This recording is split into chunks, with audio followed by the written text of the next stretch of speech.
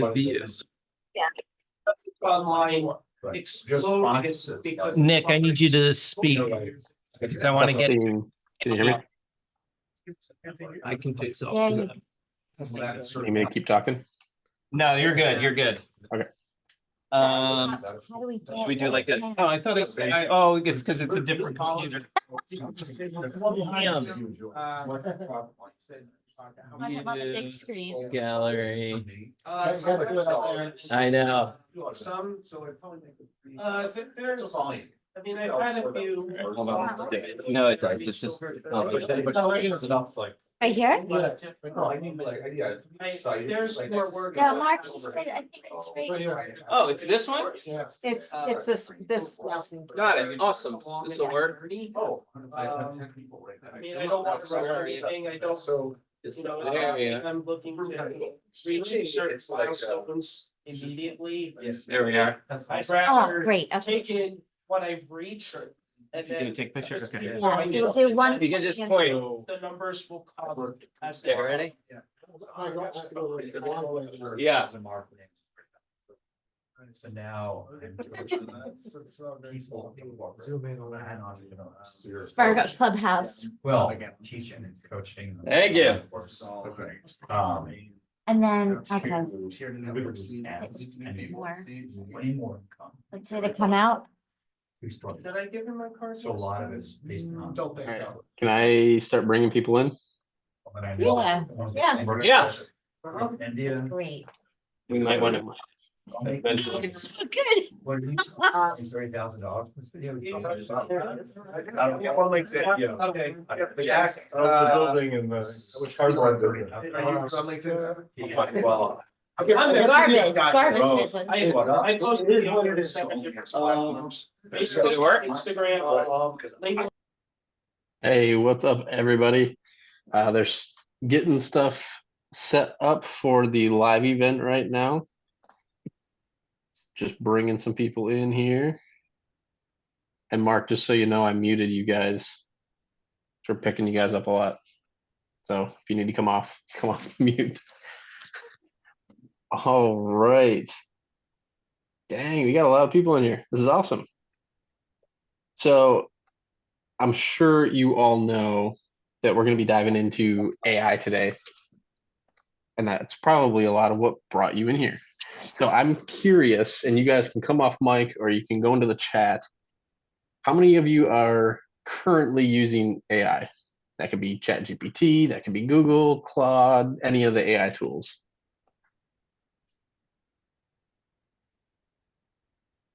I use it sometimes. I actually work for a university for my full-time job as a web designer. And that conversation has definitely come up on campus. But yeah, personally though, I've used ChatGPT some. Okay, cool. And then we got Karen saying ChatGPT as well with an exclamation point. So I'm assuming you're a fan. I love it. It helps me come up with my podcast content, and it's like way better questions than I'd come up with, and it's so much faster. I love that.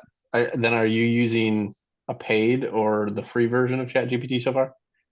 The free. Free version? Ooh, Mhm. that's exciting because I will say I've been using the pro, like the plus $20 a month version or whatever. And in my opinion, it blows the free version out of the water as far as the kind of answers you That's get what out I of it. heard. I need to try it. And we can get into some more chat GPT specific stuff in a little bit. But there are some additional features that you get inside of that have been, I know for myself, extremely helpful. So we can definitely talk more about that.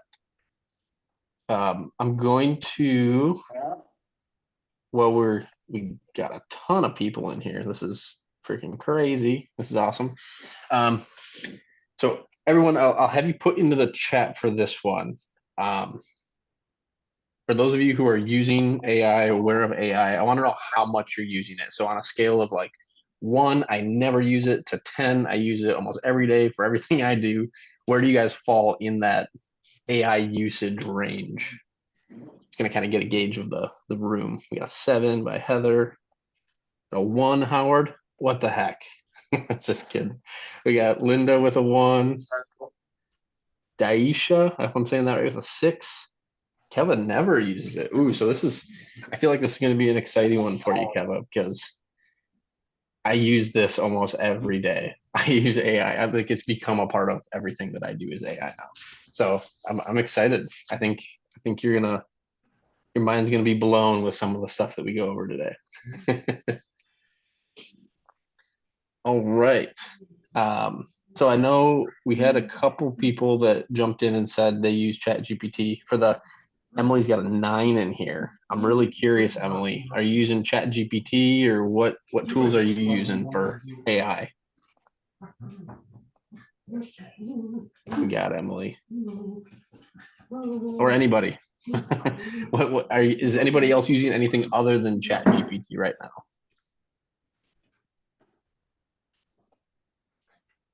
I also used Pod Squeeze for a little bit.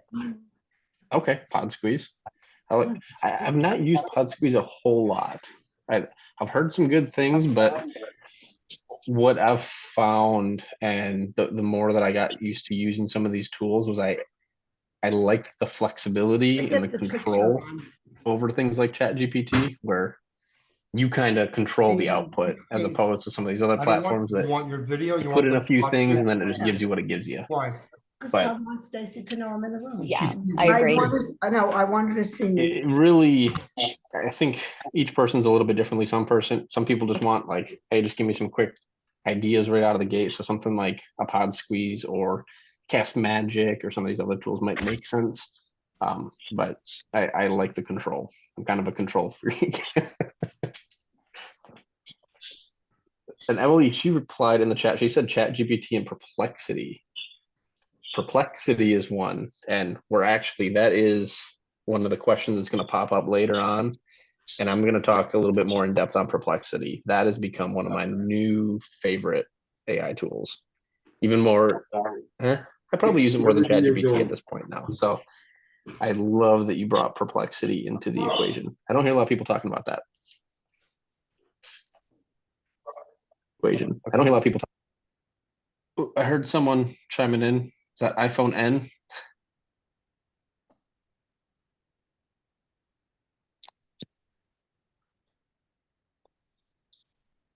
Hello?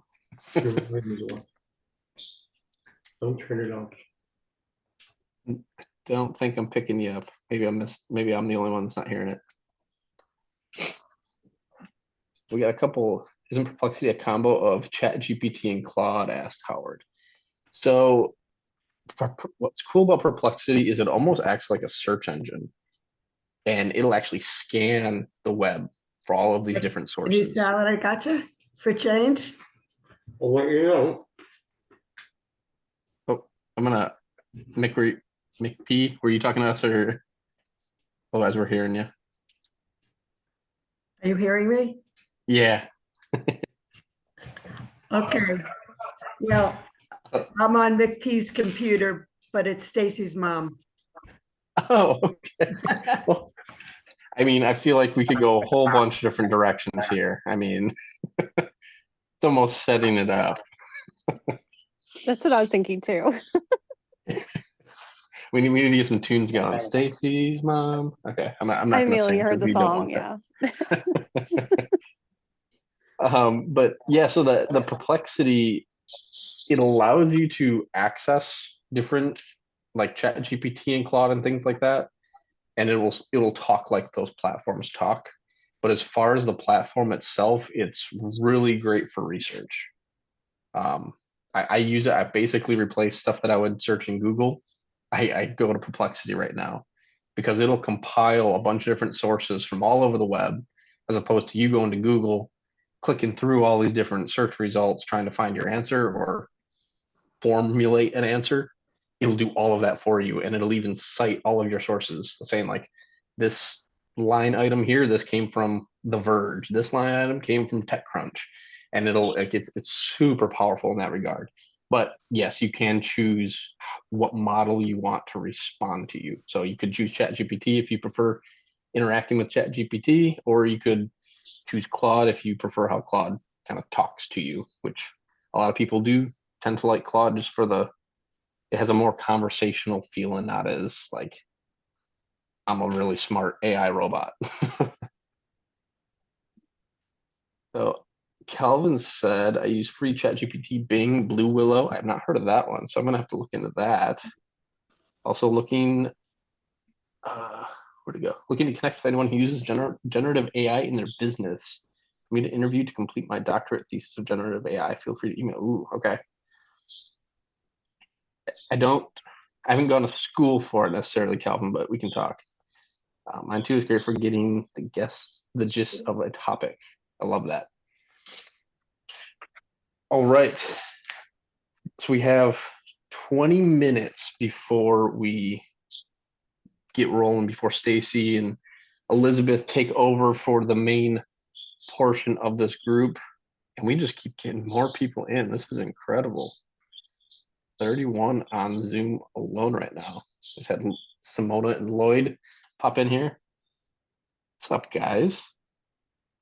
All right, I'm curious of the people who have been using ChatGPT or AI just in general, because I think this will help some of the people as well that haven't used it or use it very minimally.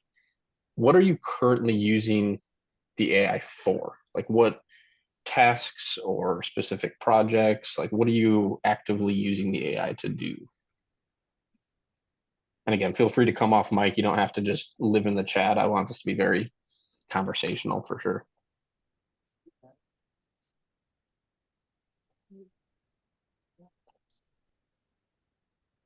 Any takers?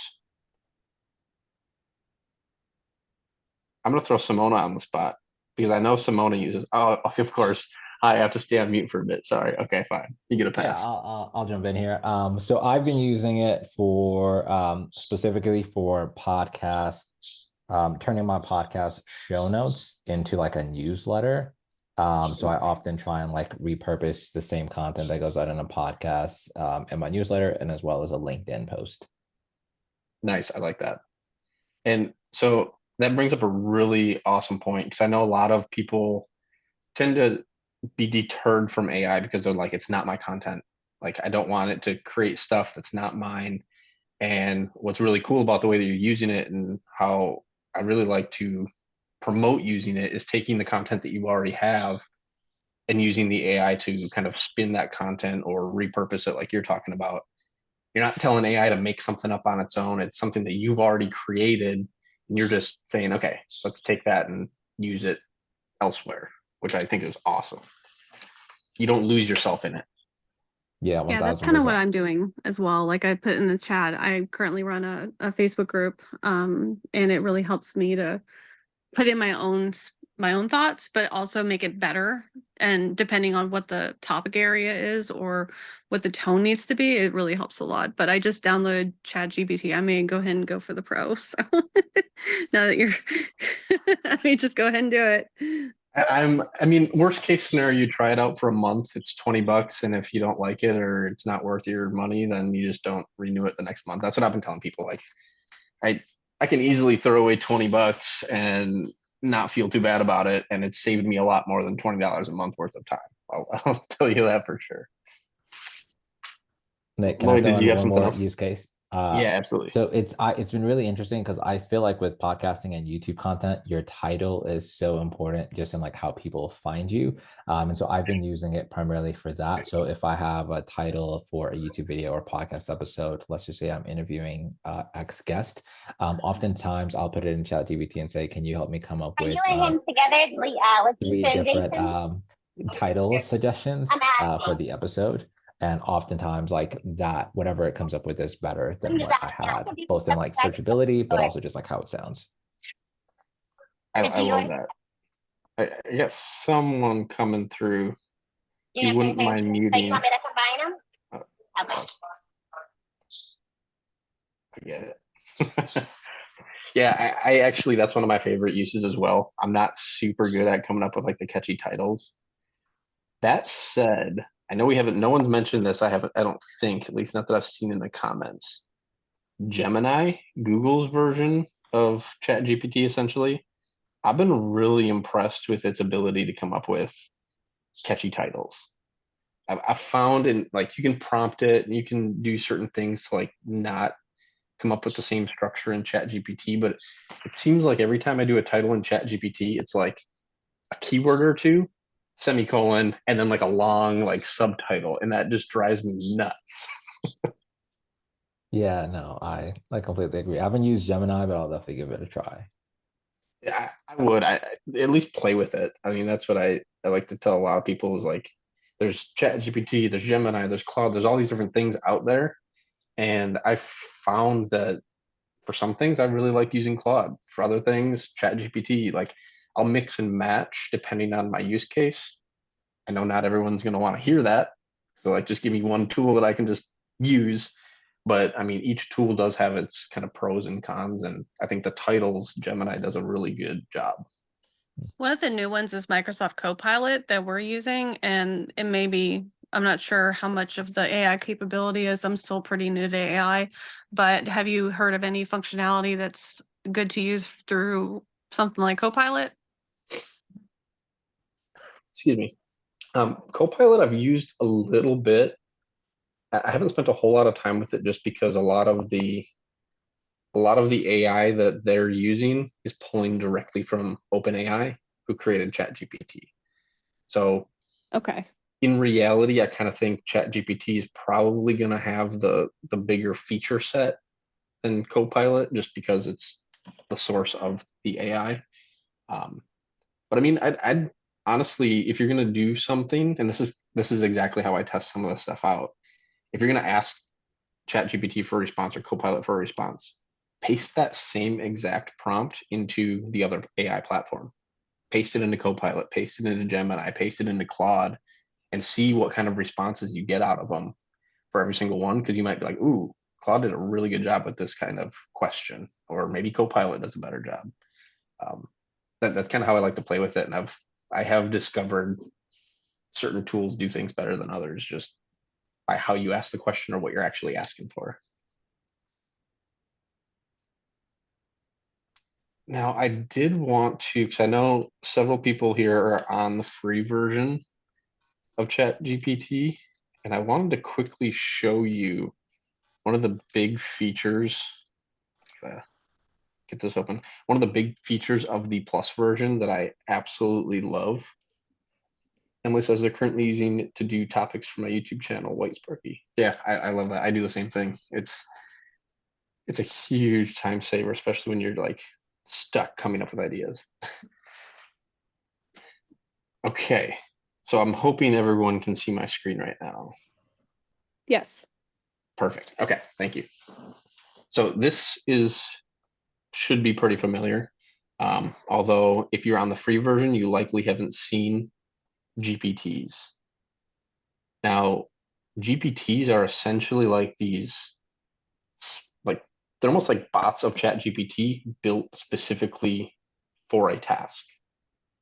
So we had created a couple, and you can create your own as well, where like this one podcast episode evaluator, Mark's going to touch on this in a little bit, but we essentially built this to where you paste in a transcript, and we've already given it instructions. We told it that when someone pastes a transcript in there, we want it to go through and we want it to analyze different aspects of the podcast. We want it to look at the structure of the show, the content of the episode itself, and then give feedback on it. And because we've set those instructions up front, that's its main purpose. So I don't have to come up with this big elaborate prompt to say, first I want you to do this, then I want you to do that, and then I want you to do this. Like you could literally just throw a transcript in here and hit enter, and it's going to go based on the instructions that it already has. So what I actually started doing was creating these GPTs. Now I'll just pop in here because a bunch of different companies have created them. I know Canva's got their own, Adobe Express has their own, but there's tons of different ones that you can just use that are available to you. Or up in the corner, you can click create. And I started creating these GPTs based on different tasks. So using Lloyd's example, doing titles, I could create a GPT that's sole purpose is to generate podcast titles for me. and I can give it specific instructions on when you generate these titles. I'm going to give you the synopsis. I'm going to give you the show notes for the episode. And then I want you to develop a title based on these criteria, or this is what I want you to do when you create that title. So now the next time you go into it, you're not going back and forth with ChatGPT kind of fighting to get that title just right. You can just essentially paste in your show notes and say, have at it. So when you start breaking down the different tasks that you're doing in your podcast or your business, like you can create as many of these as you want. You could have like a whole team of assistants that are dedicated to like one specific task in your process. And you don't have to worry, am I prompting it right or typing a 3-page synopsis to just try to get the right instructions for your GPT. So this is definitely one of my favorite functions in the paid version. So for anyone who's joining late, it's like a $20 a month deal. It's a better AI, it does better responses, and then you get functionality into those GPTs, which is pretty darn cool. Nick, you may have already said this before I joined, but if you're on Pro, is there a limit to the number of characters, like the length of your script, or no? So I'm going to say I don't know, with a caveat, because they've come out with new models that can handle a lot more context. And from digging in and doing research, it sounds like these models with like larger context that can handle 750,000 words, that has to be accessed through the API and not necessarily ChatGPT. I have found, like with the Pro version, rather than just copying a transcript and pasting it in, you can upload documents. So you could take a transcript file, upload it to ChatGPT, and it does a pretty good job. I'm not going to say it's perfect, but I've uploaded 60-minute podcast episodes, and it did a pretty good job of giving me the bullet points of those episodes, as opposed to what I'm sure you're used to is like, I'm sorry, I can't do that. That's too much text. I feel like that's the frustration. Right. No, that's helpful. I appreciate it. Yeah, absolutely. Thank you. That is annoying. Yes. The one way, if you're like, I'm not getting the Pro version, I refuse, you can get around that. It's a couple steps, but you basically tell ChatGPT that you're going to paste the transcript in sections. So you're going to say, I'm going to do 3 sections. I'm going to paste the transcript in 3 sections. Don't do anything until I give you those 3 sections. So then I actually say, do you understand? And then it'll reply back and it'll be like, yes, give me the first section. So then I'll paste that section in, and it says, okay, cool. Now give me the second section. And I paste that section in until you get all the sections in, and then it's like, okay, now what? And then you can say, okay, based on this transcript, give me the title or show notes or whatever. Yeah, that's cool. Now, we have a few minutes left before things get kicked off. I see everyone's filing in. I like that view that they got going on, where you can see everyone in the background. I'm curious because I know you guys are out there that are frustrated. You've tried these AI tools and they just pissed you off. So I'm curious, what have been the frustrations using these different AI tools? Like, have you come across something you're like, it just didn't work for me? Or like, where are things getting stuck for you? And again, feel free to come off mic or put it in the chat here. We'll definitely make sure we hit it. Nobody? Everyone who's used it's been like, this is awesome. This is the best thing ever. I get frustrated with it. Getting overwhelmed by all the tools out there. That's a good one. Yeah. I feel that. And I know you're not alone in that either, because AI is moving extremely fast, and it feels like every day there's another tool.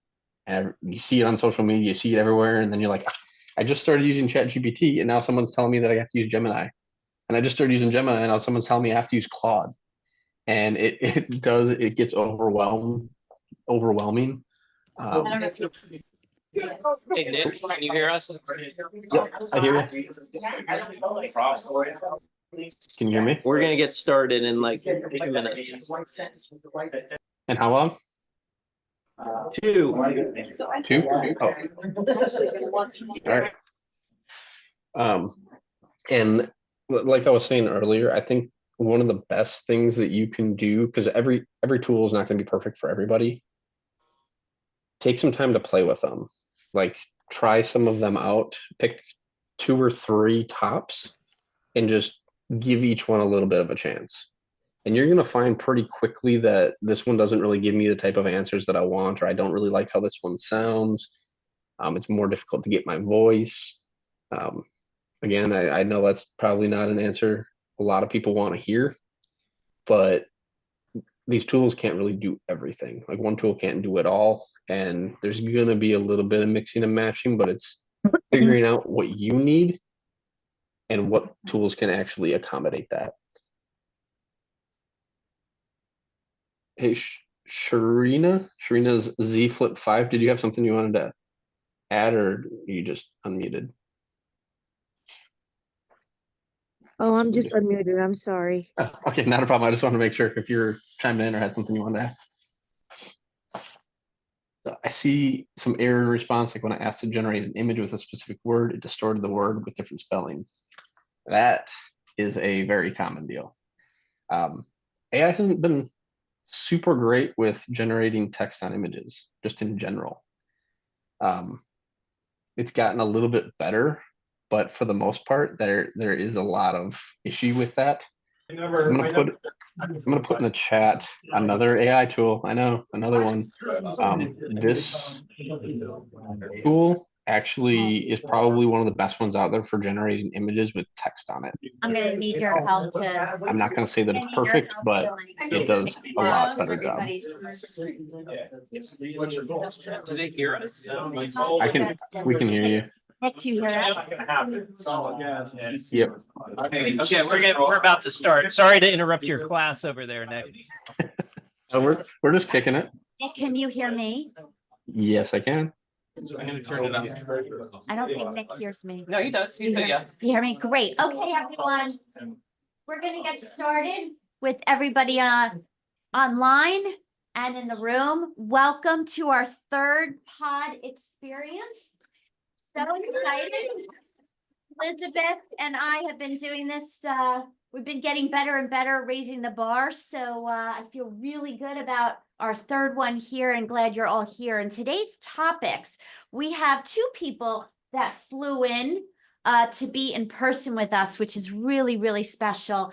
And also having Nick with you online is also a gift. So I hope everyone online has been enjoying the pod experience from the digital world.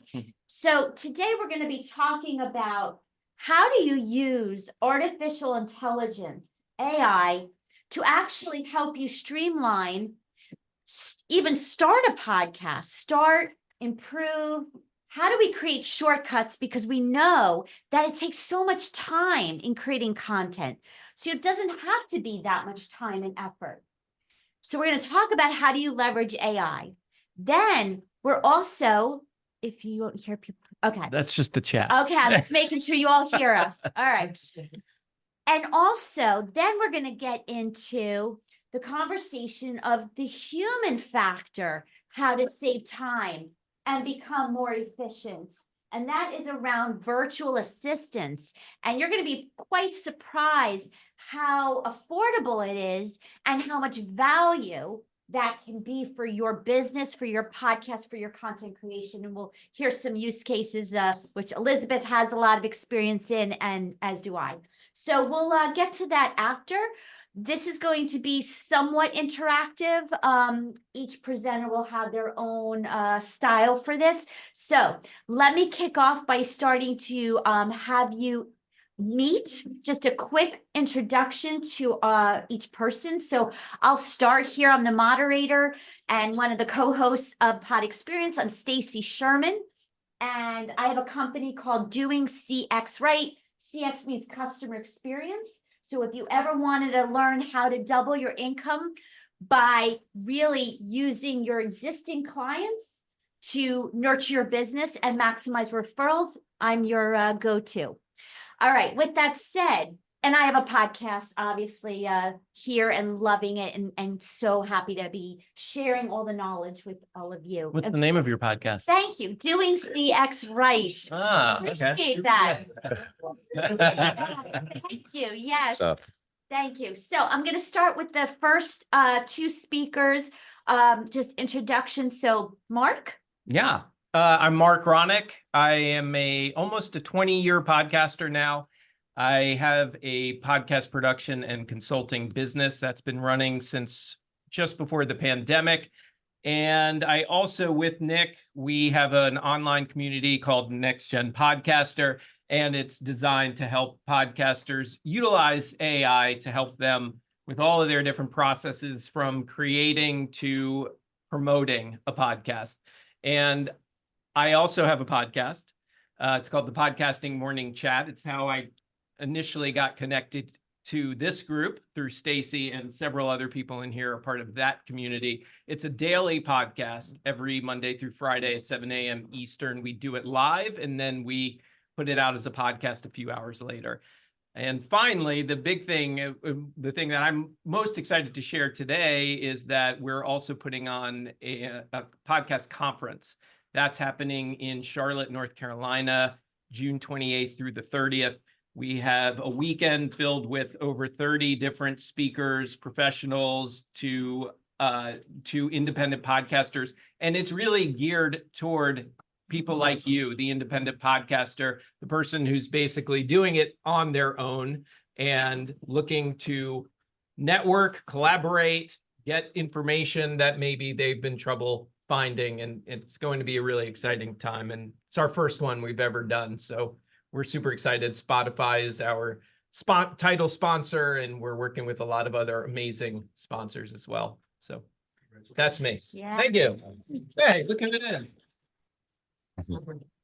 All right. So next, Elizabeth. Hi, everybody. I think I know a lot of you already. So Stacy and I started this group together. We met in New York to start a group in New Jersey. My husband, Richard, and I own the building. He's the Gearhart and Gearhart Law, patent trademarks, copyrights, and graciously helped us set up all the tech and buy all the equipment and everything for this. So Stacy's husband, Todd, yes, thank God he was here. It's a family effort.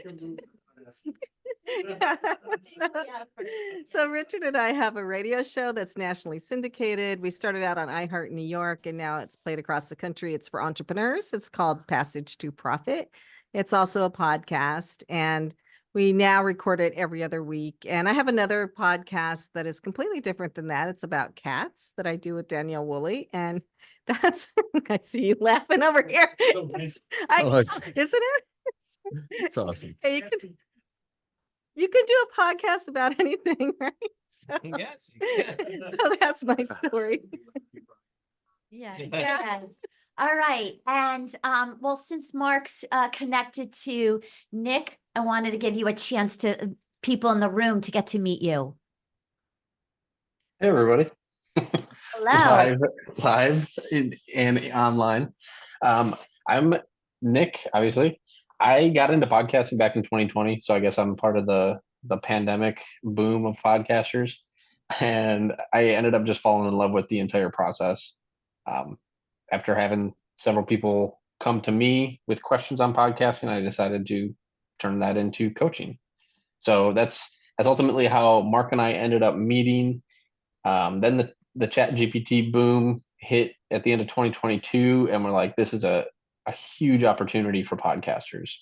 And we immediately jumped in. Mark mentioned Next Gen Podcaster.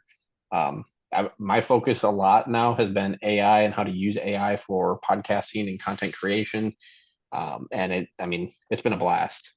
I do have a podcast, and this will either get people angry or get people excited. But the podcast is called the AI Briefing, and it is entirely AI generated. And we'll talk about that in a little bit as well. But it is from top to bottom generated with AI, video, voice, everything. And it's been a lot of fun. It's really cool. I'm pretty pumped about it. But that's me in a a nutshell. Yes, well, so glad you're here and part of the community. And all right, and now Chris Nolte, what brings you here today? Well, thank you very much, Stacy. By way of background, I'm actually an entrepreneur and investor. So prior to doing the gig that I'm about to talk to you about, I ran a family office. So I invested money in companies. I ran companies, turned companies around. And I went on my own about 3 years ago. And one day I did something really stupid, which was to answer a random LinkedIn message that told me that there was a virtual assistant in the world that'd be perfect for me. And that message spoke to me and I responded. And it was the smartest thing I ever did.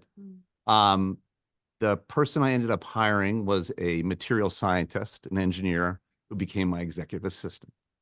And that was the beginning of this sort of journey of realizing how talent is everywhere, yet opportunity is not. And so I am sort of evangelizing and building a company around connecting super talented people to people that are looking for to work with super talented people. So the name of the company is called Kayana. That is a mashup of Kaya Na, which is Tagalog for, that's the Filipino, the native language of the Philippines, can do now. So it's basically an attitude of getting it done. And I love that because sometimes, we've met people with skills, but do they like go the extra mile? Can they do it? Do they sort of take initiative? So I am here to talk about virtual assistants and what is possible in the world of virtual assistants. Well, thank you for that. And again, I really appreciate you and Mark flying in to be here in person with all of us. And of course, most of all, Elizabeth, my co-host. And all right, and you, Nick. So let's get started and really talk about how do we become more efficient? How do we make AI, we'll start with the AI, the emerging tech, how do we make that become our friend so we could save time and do things that that are meaningful work without us spending so much time on those. So let me start with some questions for you.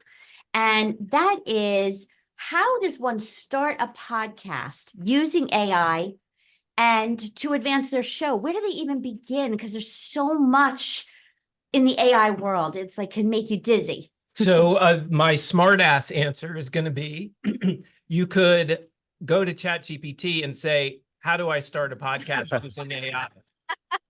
Good answer. And it's very true, though. That's the thing is that, and I know I'm basically now saying you don't need me anymore, but really you don't need me.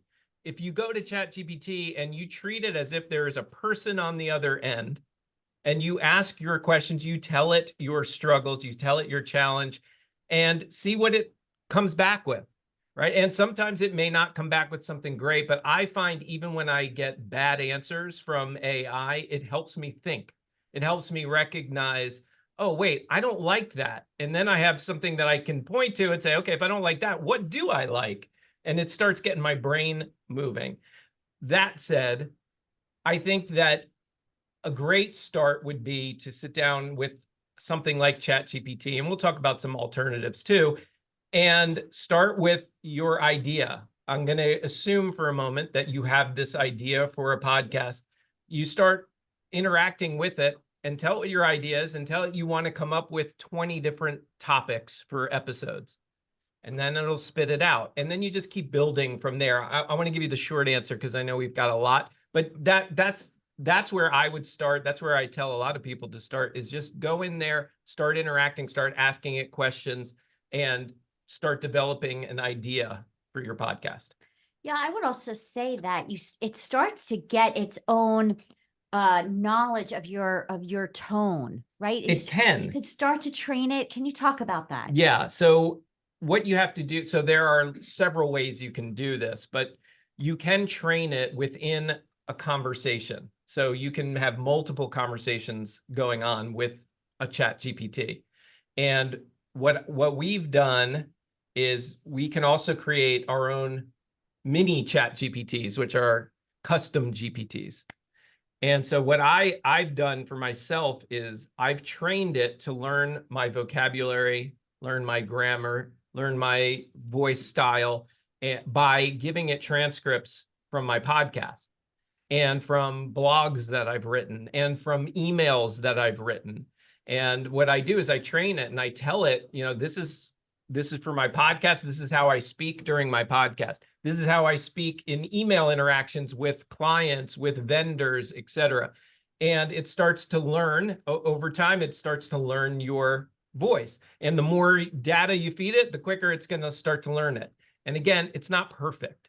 It has not ever been perfect. I can't comfortably say, okay, write this blog in my voice and then be able to walk away from it. I've got to sit there and go through it still and make sure I'm editing it, make sure it does sound like me and it's not using a lot of, I mean, at this point, I'll call it cliches because ChatGPT and some of these others use these ridiculous words that most of us don't use in everyday conversation.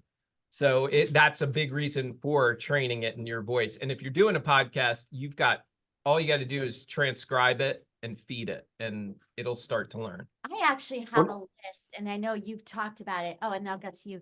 That I write down words and I tell it, don't use this. Well, and I've trained it to do that too. So I've given it a list of words not to use. And occasionally those still slip in, but it's filtered it out a lot more. So as an example, delve. Delve is a big one. And actually, I just saw this statistic where they were showing the use of the word delve in blogs. And it shows it over the course of, I think it was like, what was it, Nick? The past 10 years or something like that. And you see it like this just little flat line. And then all of a sudden you see 2022 and it's like that. And it's because everybody is just copying and pasting what ChatGPT is giving them and just walking away from it. And I have a big problem with that. It's starting to really bother me now because people are just getting a little lazy about it. In fact, I don't read it. When I see something that is Right. so clear it's ChatGPT, I literally delete or move on. So be very cognizant of what Mark's talking about. Nick, yeah, please chime in. I wasn't sure if I'd be like dancing around in the corner and be like, hey. So I like to think of some of these AI models like they're extremely smart, but they know everything. Like it has all of this information. And if I was gonna like tell Mark, maybe I wanted Mark to write a blog post for me, and I said, hey Mark, write a blog post for me. I'm probably going to get back garbage, or it's going to be unrelated to what I want. It's not going to sound how I want it to sound. But if maybe I give Mark a couple examples of the blog posts that I have. Like, hey, look at blog posts 1, 2, and 3. I want specific subheadings. I want them to include these keywords. If I'm providing all this additional information to Mark, he's going to write a much better blog post for me, or at least more of what I'm looking for. ChatGPT is the same way. If we just say write a blog post, who knows what you're going to get? You could get anything. But if we're very specific with the instructions that we're giving it, it's going to create a much better product for you. So the more information, the more background that you can give the AI, the better responses you're just going to get overall. So, all right, I'm sure everybody in the room and online is saying, well, what do I use? What do I do? How do I make this actionable? What are some tools that you recommend? So we've already said ChatGPT, and that is one of my favorites. I know it's the usual go-to, but that is definitely one of my favorites. We were talking earlier about Claude. Claude is another version of it, and some people swear by it. They think it's even better than ChatGPT. The jury's still out for me personally. I think that they all kind of do different things well. So it's really it's like a Coke or Pepsi situation, in my opinion. But I know there's another one that Nick also wanted to talk about. Yeah, and actually someone in the Zoom chat here brought it up in our little pre-meeting. Perplexity AI has become one of my go-to AI tools for pretty much anything. Anything I would go to Google for, I'll go to Perplexity. And the reason I do that is because I know anybody who's played with ChatGPT, they've tried to get it to search the internet. They'll say it can't search the internet or it fails. and then you're trying to get sources and citations and references, and sometimes it'll just make up sources. They don't even exist. With Perplexity, it pulls the information from the internet. It's almost like an AI search engine, and it will actually compile information from all of these different resources. So it might pull from 20 different websites to get you your answer. But then what's cool is it'll give you those lists of sources, and you can go visit those sites or go click on those videos and actually watch them if you wanted to dig into a specific source. And I have caught it making stuff up. I've caught it hallucinating here and there, but for the most part, it's been pretty darn accurate, and it saves me. I mean, I've done some research where I've asked it to give me comparisons of multiple different products or multiple different brands, and it'll do it all in one shot versus me going to Google, typing in a brand, then going into Google again, typing in a different brand, and now I'm doing that manual side-by-side comparison. It'll just, boom, here's all of the bullet points for every single brand, and it's just so much quicker. You know, and there are definitely other tools, and I'm sure if some of you have probably heard of some of them. Opus Clips is a big one. A lot of people like to run their video through it, and it pulls the clips for you automatically. And then there's another one that Nick and I like to use called Minvo. Minvo is very similar to it. We find the advantage of using something like Minvo is that it gives you more ability to edit. It allows you to do, I'll just leave it there because otherwise I'll get in the weeds, but it has more flexibility than something like Opus, but Opus has great things that Minvo doesn't. So, and I think we'll speak to this, but I think that's a big important part to realize is that it does take some time, right, Stacy? It takes some time to use those tools and understand if it's going to work for you or not. They as smart as Nick said as these tools are, there is a learning curve still, and a lot of people go into them and say, okay, this is, I saw this TikTok video and it says it's going to do this, this, and this, and then I'm trying to do it and it's not working. This thing sucks, and they throw it away like it's done, and they never go back to it. And so I guess what I'm trying to encourage is don't give up on it. Keep playing with it, and don't expect it to do everything for you. Yeah. So one of the things I think that people care about a lot is how easy is it? Right now, what's easy to me may not be easy to someone else, and vice versa. So Sure. That's why you play with it and then figure out what's the lowest level of effort, as we say in the customer experience field. So speaking of easy, I have a question, a raise of hands. How many of you know Descript? Have to answer that. Yeah, Alex is not a fan. Okay. It's sort of an admission, right? If you use Okay, Descript, Descript. You know, it might be, but it's becoming such an industry standard now, especially Yeah. for independent podcasters. Right. So the reason I asked is I wanted to make sure if everybody, a majority know about it or not. And I don't know how many online know about Descript. However, let's take 1 minute to talk about it, on why it's so popular in your opinion. And can you record and do everything in Descript? Somebody came off mic. That was exciting. So can you and Nick talk a moment about Descript? Do you encourage people to play with it? So I'll tell you, Nick and I both don't use Descript a lot.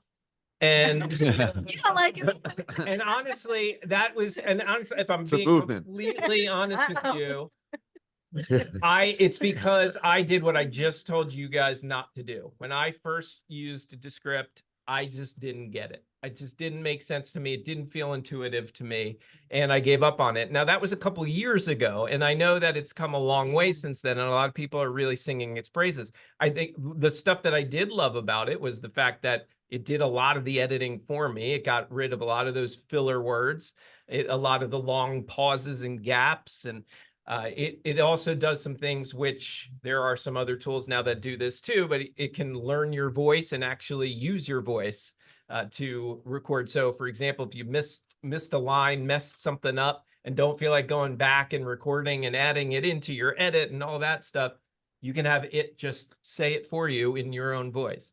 But there's a lot of other cool things about it too. It does have some ability to create clips for you, just like Descript. But I actually find that I like Riverside. I like to use Riverside. They have an editing tool now as well. and it's also driven by AI. And yeah, I find it a little easier for me personally to use. All right. But maybe you could explain for people who don't know what Descript is, give a, you Sure. mentioned some things, but Yeah. maybe. Yeah, I mean, yeah, sure. So an You made overview is it's a video and audio editor. It can, so if, I don't know, maybe some of you might use Audacity or GarageBand or something like that to edit. This is a more robust AI powered software. So you can do some traditional editing with it as well. But yeah, I mean, that's it. You can record to it. You can then edit it after the fact. You can create social media stuff and publish it. I mean, it's attractive to me because I speak with a lot of filler words, and so rather than learn to not speak with filler words, you can rely on Descript and it'll go find all your ums and extraneous ands and the spaces and just like wipe them out with one keystroke. Yeah. And so Okay. that's for me, that's like spell check, because I'm a terrible speller, right? It's sort of like spell check for speakers. Okay. I have, For those, oh, sorry, I for just those want- go ahead. online, Okay. could you hear the question in the room or the comment in the room online? Were you able to hear? Or should we repeat? I can, it's quiet, but I was able to hear it. All right. Okay. Well, we're talking about Descript and how I mean, it's almost like a Word document.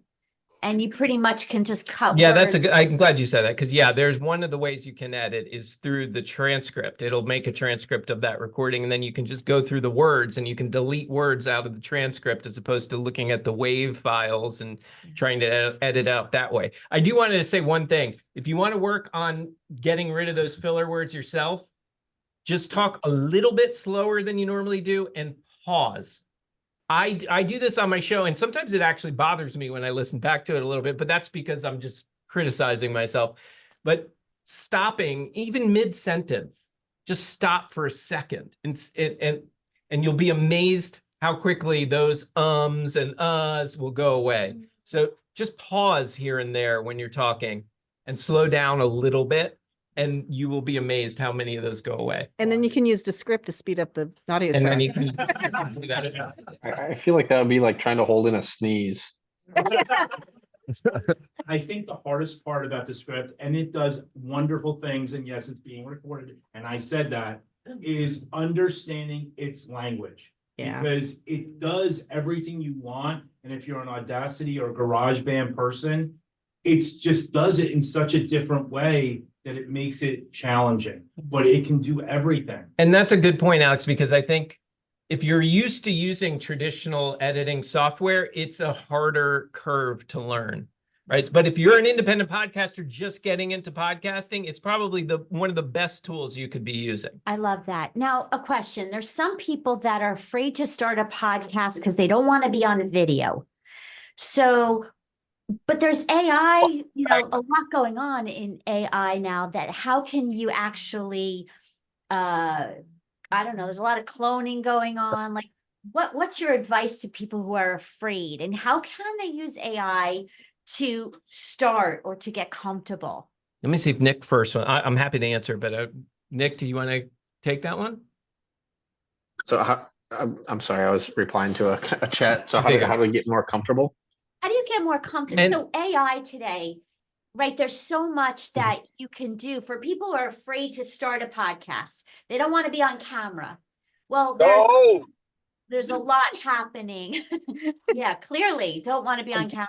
So, right. So what are some of the new trends happening that people should just be aware of for who are scared to start a show or scared to be on camera? I mean, you're testing out a lot of new tips and tricks. What's your view? Yeah, I mean, I think just starting out, I think Mark already touched on this a little bit, like start playing with the tools, have conversations with ChatGPT, see how it works. I mean, I think from an AI perspective, that's one of the best things you can do. That's literally that's what Mark and I do. We literally play with AI tools all day, and then we text each other and talk about how cool they were. It's pretty much. Yeah, just get started. It seems like it seems like it's going to take a lot of time to get those figured out. I know that's a big hurdle getting into these AI tools is like, I got to spend time learning this thing. And usually with something like ChatGPT, you realize pretty quickly what it can and cannot do. But I mean, as far as like the podcasting, like stepping into podcasting specifically, AI tools are advancing very fast, and it's going well beyond just text on the like text prompts and responses. Like there are AI generated voices now. So maybe you have information and you're not comfortable getting behind the mic. You could provide that information to an AI that will read that script for you. And the next big wave that we're seeing now is video. Video's already becoming a thing, but it's about to be huge. Like I'm making a bold prediction that by the end of this year, there are going to be some wildly impressive AI video tools that could, one, clone you and your voice if you wanted it to, or two, you could make up a completely different avatar and that could be your podcast host. And that's kind of what we're experimenting and playing with right now with the AI briefing.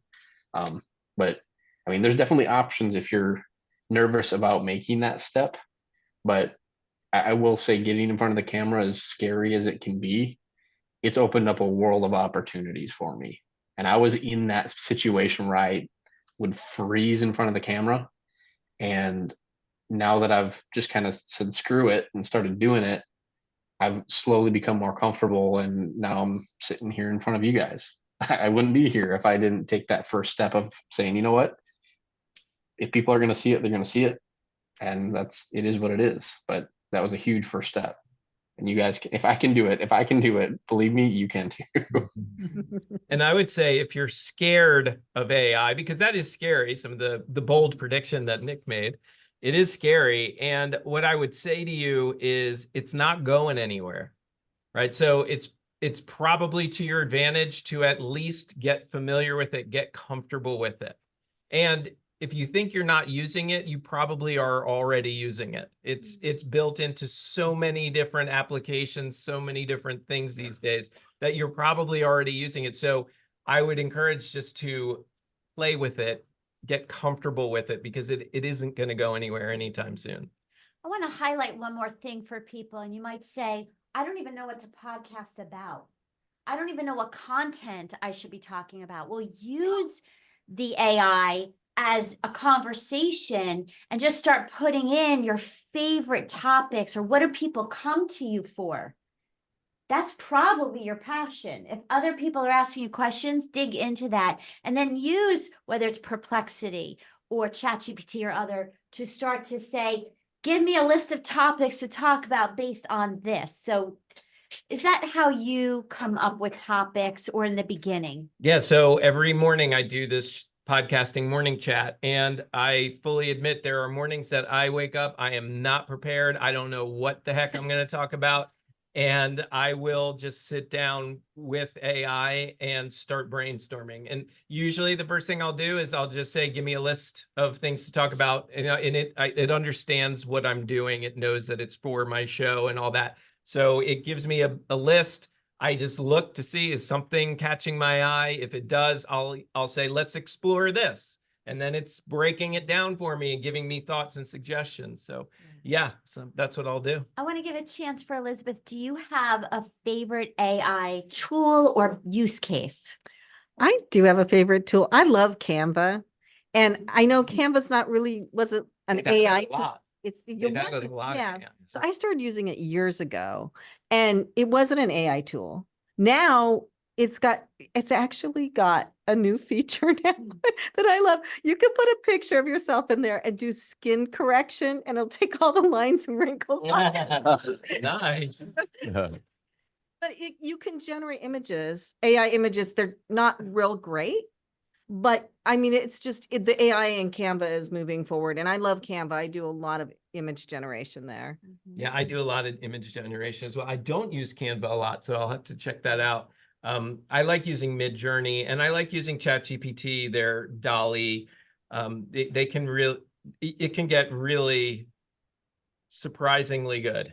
If you just, again, it's all about just how to ask it what to produce. Yeah. And it's a little trial and error on top of that. So before we come to an end on the AI part, I do want to add one other favorite tool, Grammarly. So Grammarly now has an AI in it So you can write out a whole entire content or whatever's on your mind. Not only does it fix the grammar and the punctuation and spelling and all that, but you can highlight a section and then the AI will give you a couple different versions for that. So Grammarly has really expanded if you haven't seen that yet.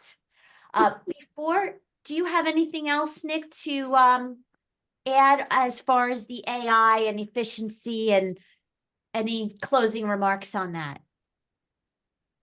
I'll throw one more tool since we're just throwing tools out there, and Yeah. this is a new one that I've been playing with quite a bit. Several of you are probably already familiar with Zapier. It's essentially an automation tool, kind of like an if this happens, then do this kind of thing. And they just released a new tool or a new product inside of Zapier called Zapier Central. And it essentially operates like a chat bot, like ChatGPT. You have a conversation with it, but then it can actually run automations for you. And so you can be having a conversation with it and you can say, essentially, send Stacy an email thanking her for inviting me to this event. And it will go draft that email and send it off to Stacy saying, hey, really appreciate you inviting me. Like, this was awesome. Such a cool event. And then send. So that's one of the it's still in beta right now, but anyone can access it for free. That's been the coolest AI thing that I've been playing with lately. And let me just say, because Nick and we've avoided using Zapier for so long because it's so overwhelming to figure it out. And when Nick found this beta from Zapier, it's changed everything. I mean, he used to completely avoid it, and now he's spending all his time in there now because it's helping him create that whole podcast he was talking about earlier. We might need a session just on Zapier. Well, I'm wondering, is that the same Zapier that lets third-party apps Yeah. handshake? Yeah, Okay. Yeah. That's a big topic. I love that you brought that up. And I want to give just one or two total minutes to Michael, who came here from New York. Do you want to come share so the people on the Zoom can hear you? So we're talking about AI, and it's a perfect segue to Michael and sharing what you and your partner do. You want to come up as well? So just a quick moment about something that as podcasters, we have to write show notes and we have to do so much with after you record. Like there's so much work after that. So there's a way to streamline that. So I want to give you a chance to share what you're doing. Yeah, for sure. And I know Mark covers some of this content too, so he's passionate about it as well. But yeah, Michael Katz, this is Rahul Datta. I started a podcast a year ago in service of a software business that I was building. And, you know, it's kind of a flyer. This is a great content strategy for me. I want to make money on this. And I realized what a bitch it was to actually do all the post-production, right? And actually get all the mileage out of the content that I worked so hard to record and produce.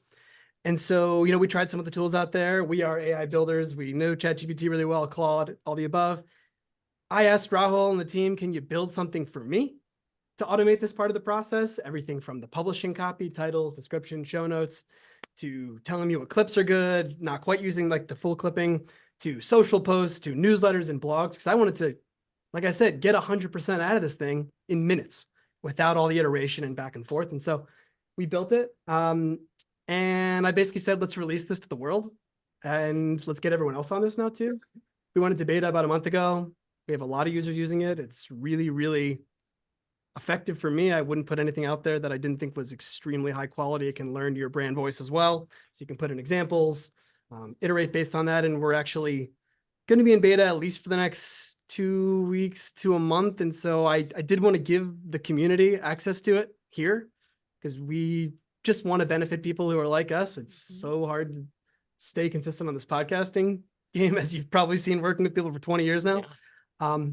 So yeah, I think Stacy will share some information after, and Elizabeth. And what's the name of it? It's called FlowSend. FlowSend.ai. Yeah. Exactly. So we'll send out spell it for everyone. Like FLOWSEND.ai. And so yeah, and then of course, you know, for beta folks, we want to reward them, even though we think we're already providing them something great.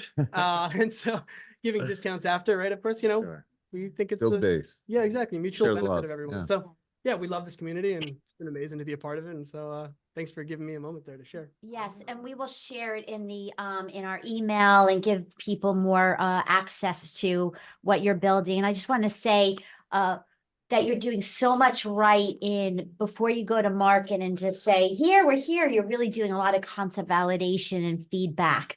And I really applaud you for that because in my line of work, not enough people do that to get the feedback and then improve it. Yep. Right. So kudos to you. And then everybody will have a chance to try it out and give feedback. Yeah, for sure. Thank you. Well, one thing I just want to say is what I love about this community and podcasting in general is it's democratized, right? There's no barriers to entry. And I think probably you guys say this more than anybody, but it's really amazing in that sense. And I felt really bad that, you know, it becomes gated because most people don't have that kind of time. Right. To dedicate to it, or you know, say pay $10,000 an episode to this production. I mean, you see some crazy things out there, and it's like, how are you supposed to ever get up in the first place and get started? This is, you know, so we're trying to bring that vision about and make that better. So, yes, thank thank you. Cool. Thank you. Thank you for coming far away, although you two come further. All right, so what we're going to do next is I'm going to transition to the next topic and then we'll do some Q&A as well. So Chris, now we just talked a lot about AI and all the testing and tools and efficiency, but we know that AI and robots cannot do everything with a human heart. No. No. Okay. Which is why what you do is so important. So first of all, please define for people who might not know, what is a VA, a virtual assistant? What is that? Well, let me first start by saying I'm not a podcaster, but I consume podcasts and I appreciate the work that you do. And it's Hey, great. you've been a DJ. I was So a you're DJ. close. It was You're close. It was a morning show. It was back in college. I probably broke the law a couple times. We're not going to talk about that. But yeah, no, it's great to be a part of this community. And to be a part of the creative class and sort of support people in the creative arts, whether it be podcasting or other things. That's one of the things I love about what we do. What is a VA? So it's interesting. People, some people say, isn't that Alexa? Like, isn't a virtual assistant Alexa? And if you asked me that question 3 years ago, I'm not sure I would have been able to answer that question. And now keep in mind, like, my frame of reference was as an entrepreneur, building very inwardly focused, trying to build this company. And I always felt super resource constrained, right? I was always trying to find a way to sort of break out of sort of the starvation that I was feeling every day for people, for money, whatever it happened to be. And when I went out on my own, like I said earlier, I got this email, and even at that moment, I didn't know what a virtual assistant was. But to understand what a virtual assistant is, you have to understand one fundamental premise. And that is that talent is everywhere, but opportunity is not. And the world's a very big place, right? And so it's hard to really fully understand and comprehend like how many people are underutilized in the world. But what I effectively touch that in some small way every day. And so, like, to just throw out some numbers, like how the world's different. I was mentioning this to someone earlier, like to become a doctor in the Philippines, to go to school for 8 years and to have your education paid for and for all your room and board, like that's like $20,000 total. So when you start thinking about like, sort of like what planet are you on? Like that's intended to jar you and sort of have you start thinking about like the world in which you sort of live and how it might be different somewhere else. So what a virtual assistant is sort of a remote worker. And when people ask me, new clients say, what do I do? How do I manage a virtual assistant? Virtual assistants are people. They are people. They are remote workers. They were just like we were during COVID, working at home. And so there are different, obviously the world's a big place. Our time zones are different. Our geographies are different.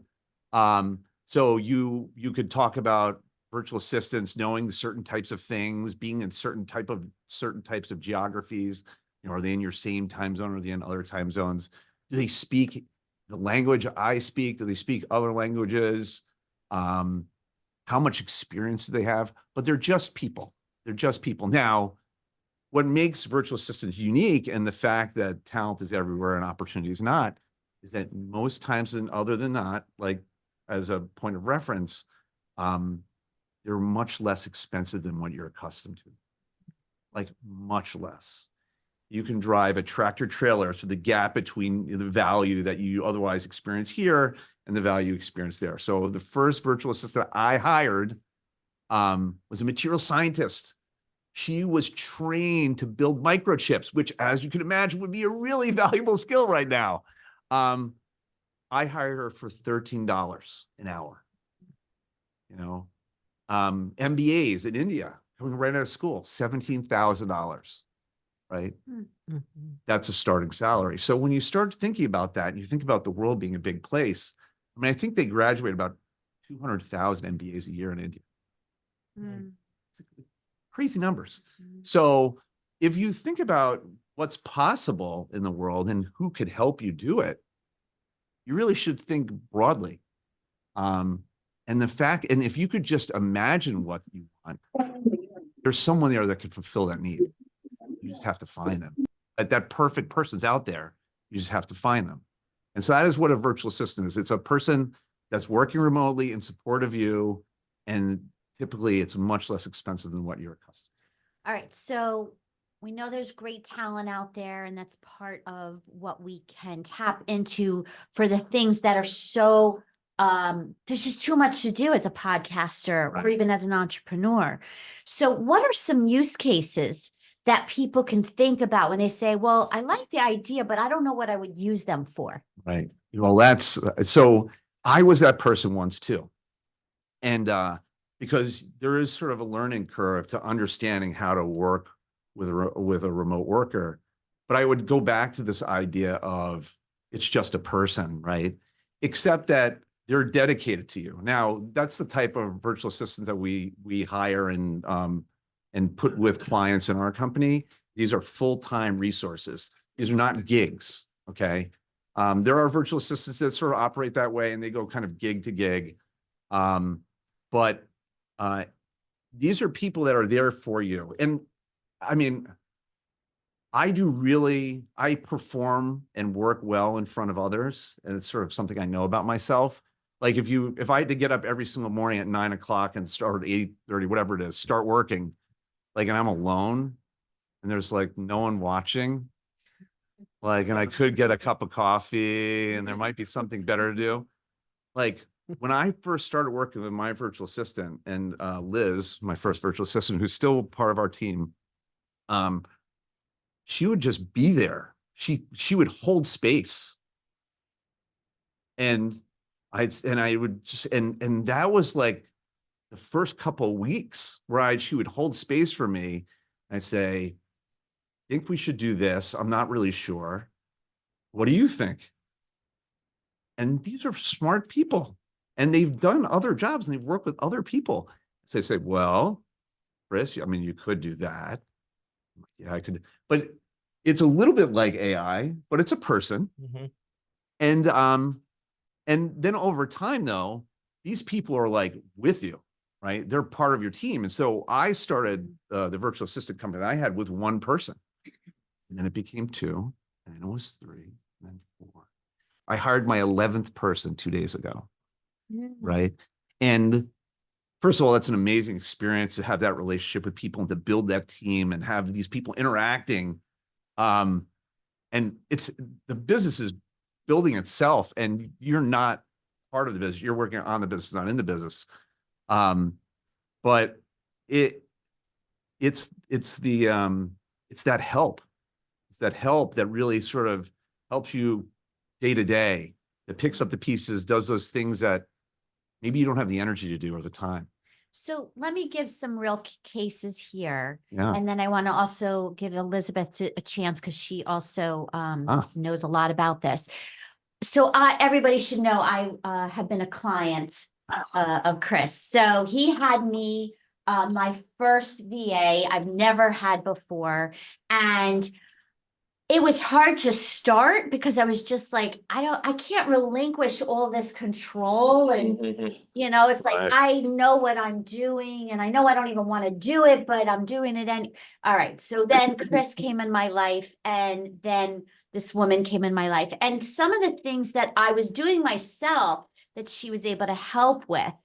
And again, you build the rapport with the right person. Right.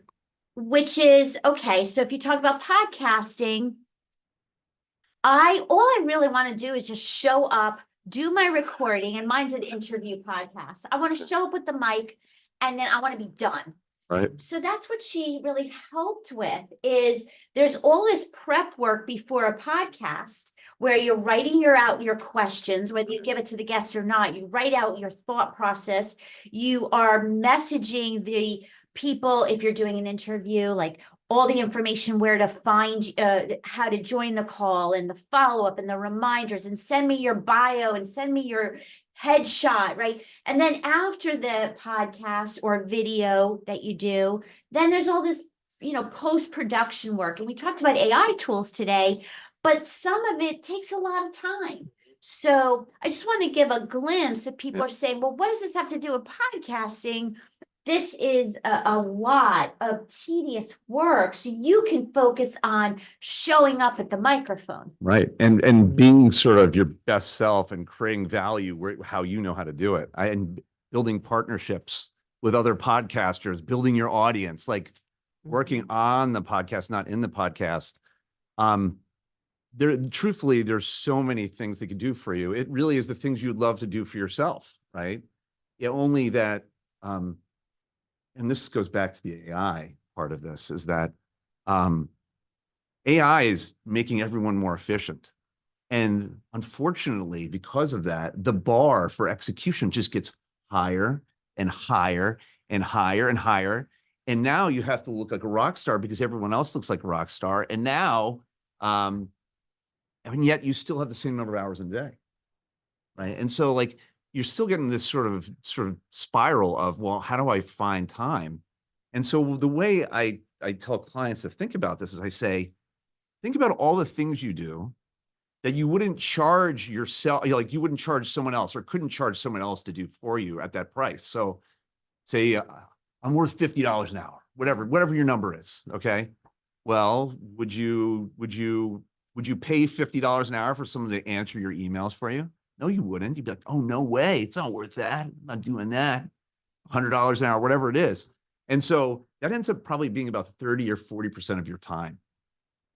And the other thing, not only is it your time, it's your energy, right? It's sort of like, you kind of give away so much of yourself. It's hard to be creative when you're dealing with all the logistical stuff. Right, precisely. Yeah. And so that's that is sort of what makes you successful for your audience. And so like it's the best thing you can do is with a virtual assistant, the first thing is to allow yourself that time to create the value that you know how to do. And most people are just, they're just getting burnt out over time.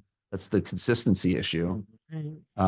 Yeah. So I want to give Elizabeth a chance because you have experience working with VAs. Right. So Richard and I both, so when we started the Passage to Profit radio show in New York, we went in every week. It was my job to get the people, to talk to them beforehand, to tell them how to get there, give them my cell phone number, answer all their questions, write the emails, write the follow-up email. Thank you. So all those things our virtual assistant now does. And the other thing she does is, this is kind of embarrassing, like she keeps track of all our passwords and login credentials and everything. So we're constantly Not recommended, incidentally.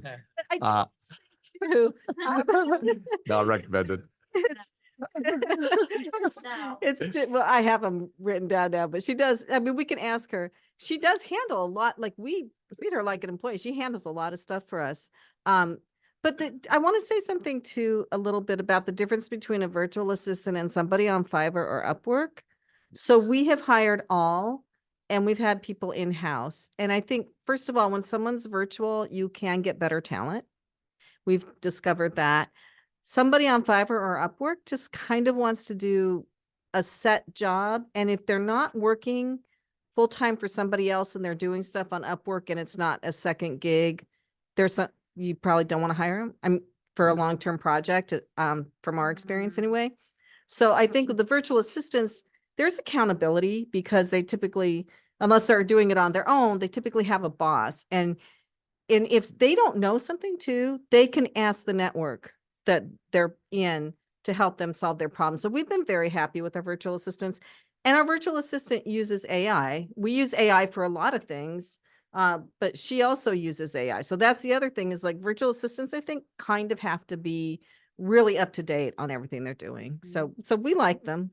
Yeah. So I have a really important advice that I wish someone gave me before I used a VA. So I wish that I wrote down everything I do that's all in my head, so that when I had help, I literally was starting over, like in my life of like, okay, step 1, step 2, when normally you're just doing things so fast and you just do them. But when you need to now have a team or a person, so I recommend, whether you're ready now or ready in a week from now or 2 weeks from now, like start writing down all the things you do, the phone calls you make, the follow-ups you make. Start writing those down now. Your future self will appreciate it. And then it'll be easy to kind of offload some of that tedious work. Right. And when you do the tedious work, those are just like the crappy little parts of your job that you don't want to do. It's their job, their whole job. So it really gets done a lot more efficiently than I could do it, for instance. And I also mentioned that don't set a limit for what they can do. Don't assume that because they're remote, they're somehow not talented. They're extremely talented, and they can grow into something much greater than you could possibly imagine, I think, at this moment. But you got to get started. Like, that's the first step of getting started, understanding, offloading those tasks, and then let them grow beyond that. And then and see what it does for you. I'm always excited to meet people after they've gone on this sort of journey of finding their sort of perfect partner and virtual assistant. And anyway, it's really great. I just one of the things I avoided using VAs, I avoided delegating in general for a long time. And one of the big reasons for it was that it felt like I was going to be spending so much time having to train somebody, right?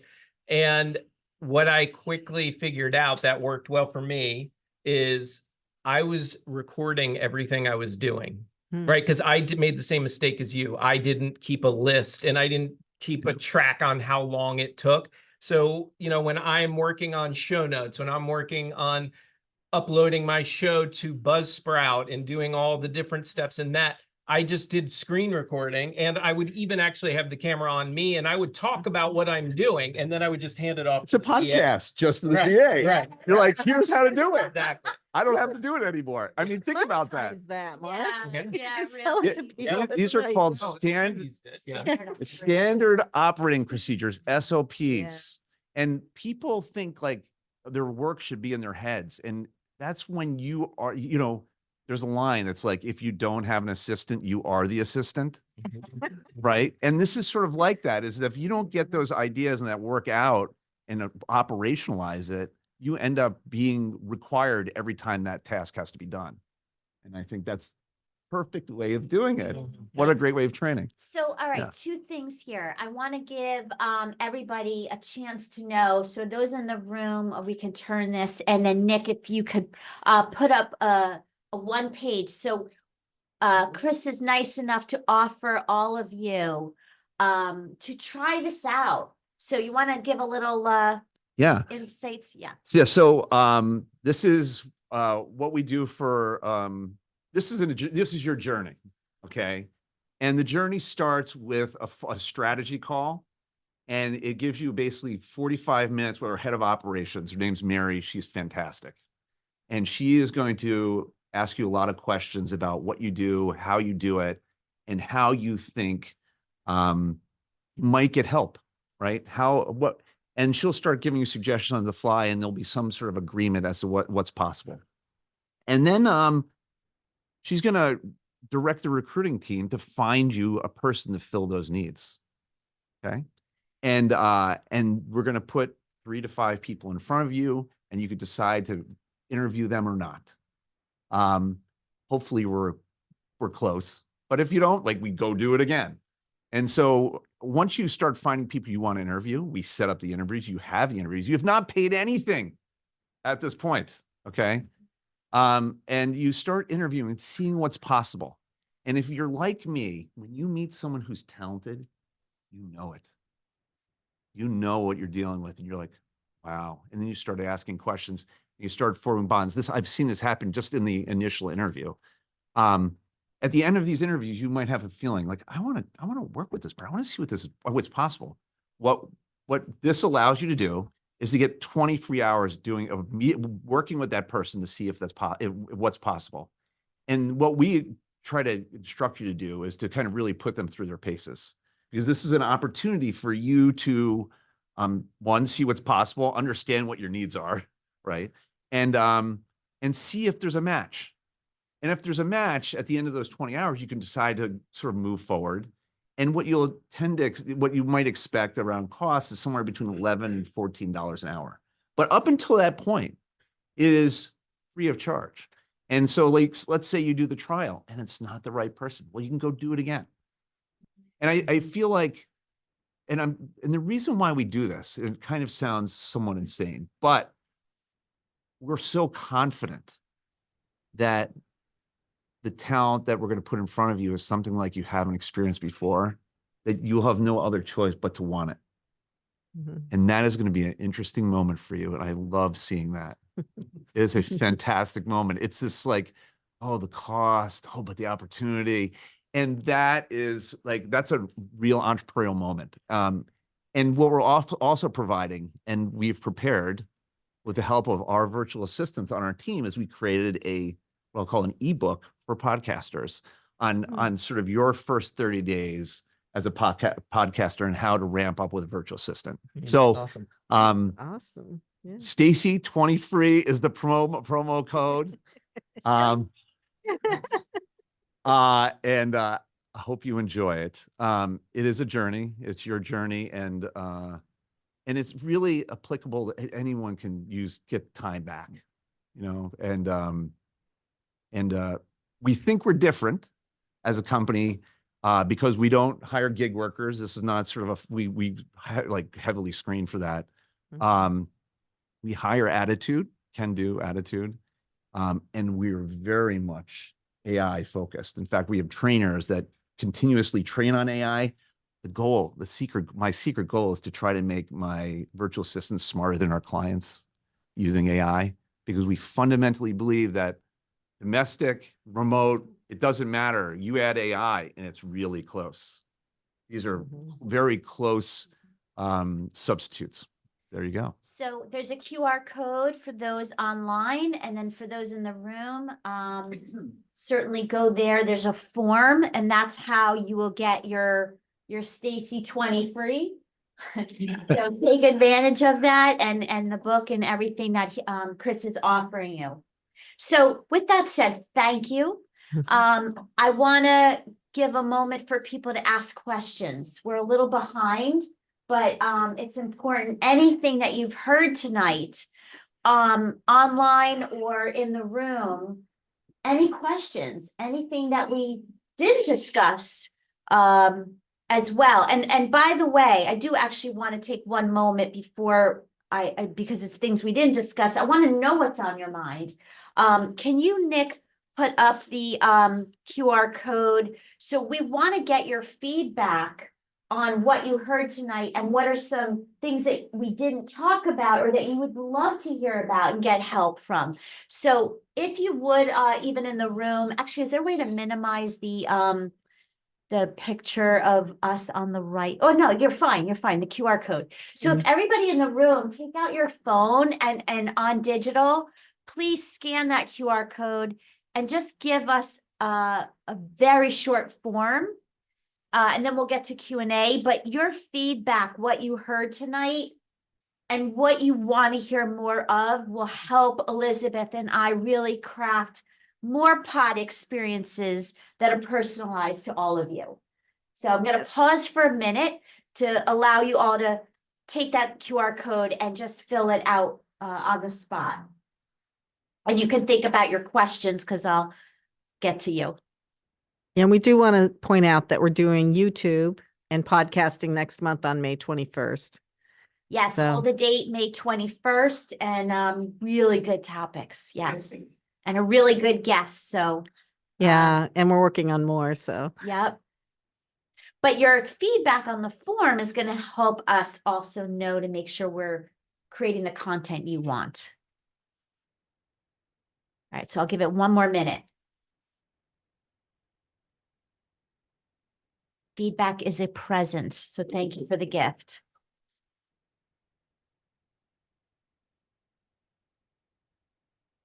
All right. So, questions. Anyone online? Nick, anybody raise their hand or want to? Yeah, we had two questions on the VA side of things. So the first one is, when is the right time to hire a VA, and when or how do you actually select them? So I mean, it sounds like the process for selecting is pretty streamlined from what you guys are offering there. So Yeah. when is the right time then? That's a fantastic question. So, yeah, this is going to sound very stilted, but I find that none of us have enough time. I mean, we all should have VAs. I don't think there's enough VAs in the world for the amount of VAs we need. Truthfully, because you're all very talented people and you all need the help. But what I find is that this is about confidence. And truthfully, it's about sort of this conviction and confidence in what you're doing and your trajectory. And unfortunately, you have to kind of get your feet underneath you and to understand what you're trying to accomplish first before you can explain it to someone else and to kind of, engage them in that conversation. So I think it's really important to have, know your content, know what direction you're going as a podcaster, understand who your audience is, and to really have that sort of ship sailing before you bring anyone else in. Because it is ultimately about you and your vision for it, not someone else's vision. And what was the second question? Oh, and how do we choose them? So another plug on AI. We are AI powered platform. We get tons of submissions every day, and we process all the data through ChatGPT, through OpenAI's API, and we score everyone that we touch. And based on that scoring, we start connecting people and interviews and lining up interviews on that basis after our own internal team has met with the individual. So that's how we score them. That's how we match people. And ultimately, there is a bit of a feel to it right now. We just have a sense of someone and what we think they need. And sometimes we'll actually merchandise and give them one version of a person and another version of a person to see which they pick. Because you don't know if you want the person that's going to be sort of like pushing you, or someone that's going to be support, like more accommodating, right? Some people need to be pushed, so they need a stronger personality on the other side. Can I add on to that? Yes, Because please. for that question about do I have enough or when is the right time?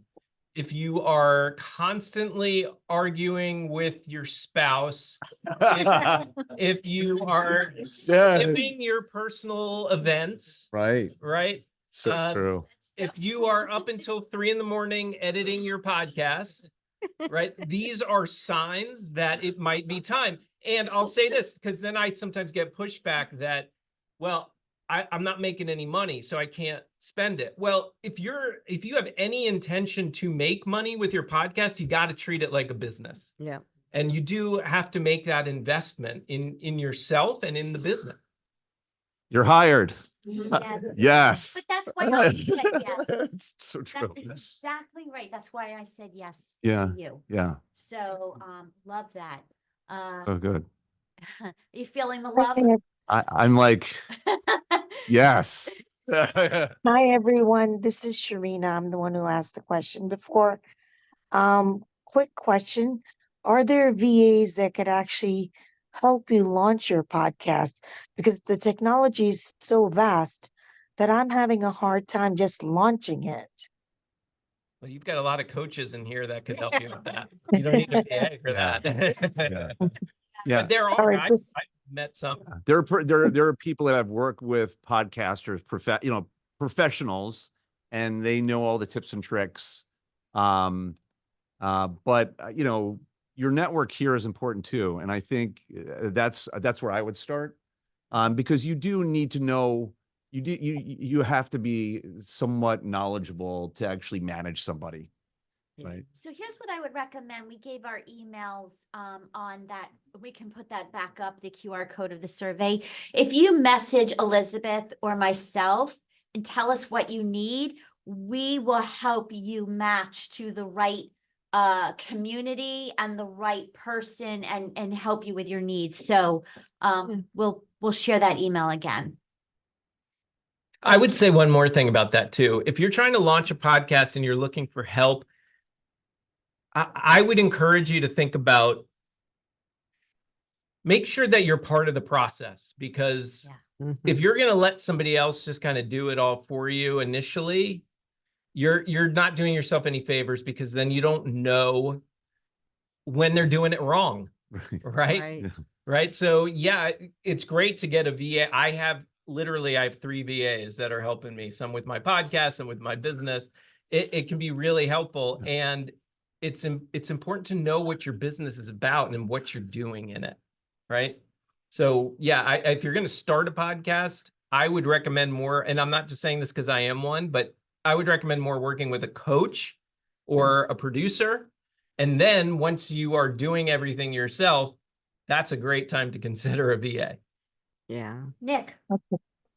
Thank you. Yeah, I'm going to share my screen real quick. I dropped this in the chat, but I know we had talked about having that standard operating procedure and documenting your processes. This is an awesome tool. It's called tango.us. And essentially what it'll do is track your mouse clicks, and it will create a step-by-step guide. So as an example, you can say, I want to set a blog post from draft to published. So you go to the website, you hit record, and then as you click around, Tango is tracking each of those steps. And then you can export that into a PDF where it says step 1, go to WordPress.com. Step 2, click on post. Step 3, and just work through the whole thing. But that'd be a really easy way to hand off to a VA and say, hey, these are the processes. Brilliant. Nick just dropped the mic. Drop it. Yeah. Right on. Thank you so much, Nick. You just made my life Tango. so easy. Love it. All right, bring it on. Another question. You've got all the experts in the world room here we have. You have some behind you Online there. Here, yes. Yeah, so quick question. And the answer is probably yes, but I'll repeat the question so you can, if you can't hear him. yes. So one of my challenges is prioritizing and calendaring, and doing that over the next 2 or 3 months so that I know what the topics are, what steps they need to do, what dates they need to do, when I need to film things and everything. And I imagine it's just yes, but can VAs work with you on that and trust them with access to your Gmail? Of course. Repeat Yeah. Will you repeat the question? So the question is, I'm handling a lot of things, and it's setting up meetings, it's doing projects and making sure I execute, right? Prioritizing those things. And is that something that a VA can do? So the answer is absolutely yes, and they can support you in doing it. But I would I would be involved in it. I mean, you're going to be the ultimate expert on what's most important. And you can create a relationship with them where you can debate whether this is important or that's important. And you'll learn from that experience. But absolutely, they can support you in executing. I would recommend you meet with them every day. First thing in the morning. That's what you do. Hey, what are we doing today? Talk about the priorities. That's of what are the the day. priorities of the day. Because by managing them, you're also managing yourself. And that's super helpful. Being very accountable. It keeps you accountable. Yeah, I'm like, damn, I got to be ready at 9 o'clock. Someone's going to be there and I don't want to waste that money. Yeah. It's very motivating. That's after Yeah. Clubhouse, of course. We'll talk about that after. Okay, who else has a question? Just to kind of add a little bit to that, because that was part of my question as well. How are you securing your information? So I work as the owner of a creative boutique agency, so I'm working with like 4 or 5 clients at once. And I brought on somebody and I love them, it was great, and I had them sign an NDA right away. But I'm also realizing, okay, I want you in my emails, I want you in their social media, I want you in this thing and that thing. And so how are you, are there apps, number one, that you're using with virtual assistants to kind of create that barrier?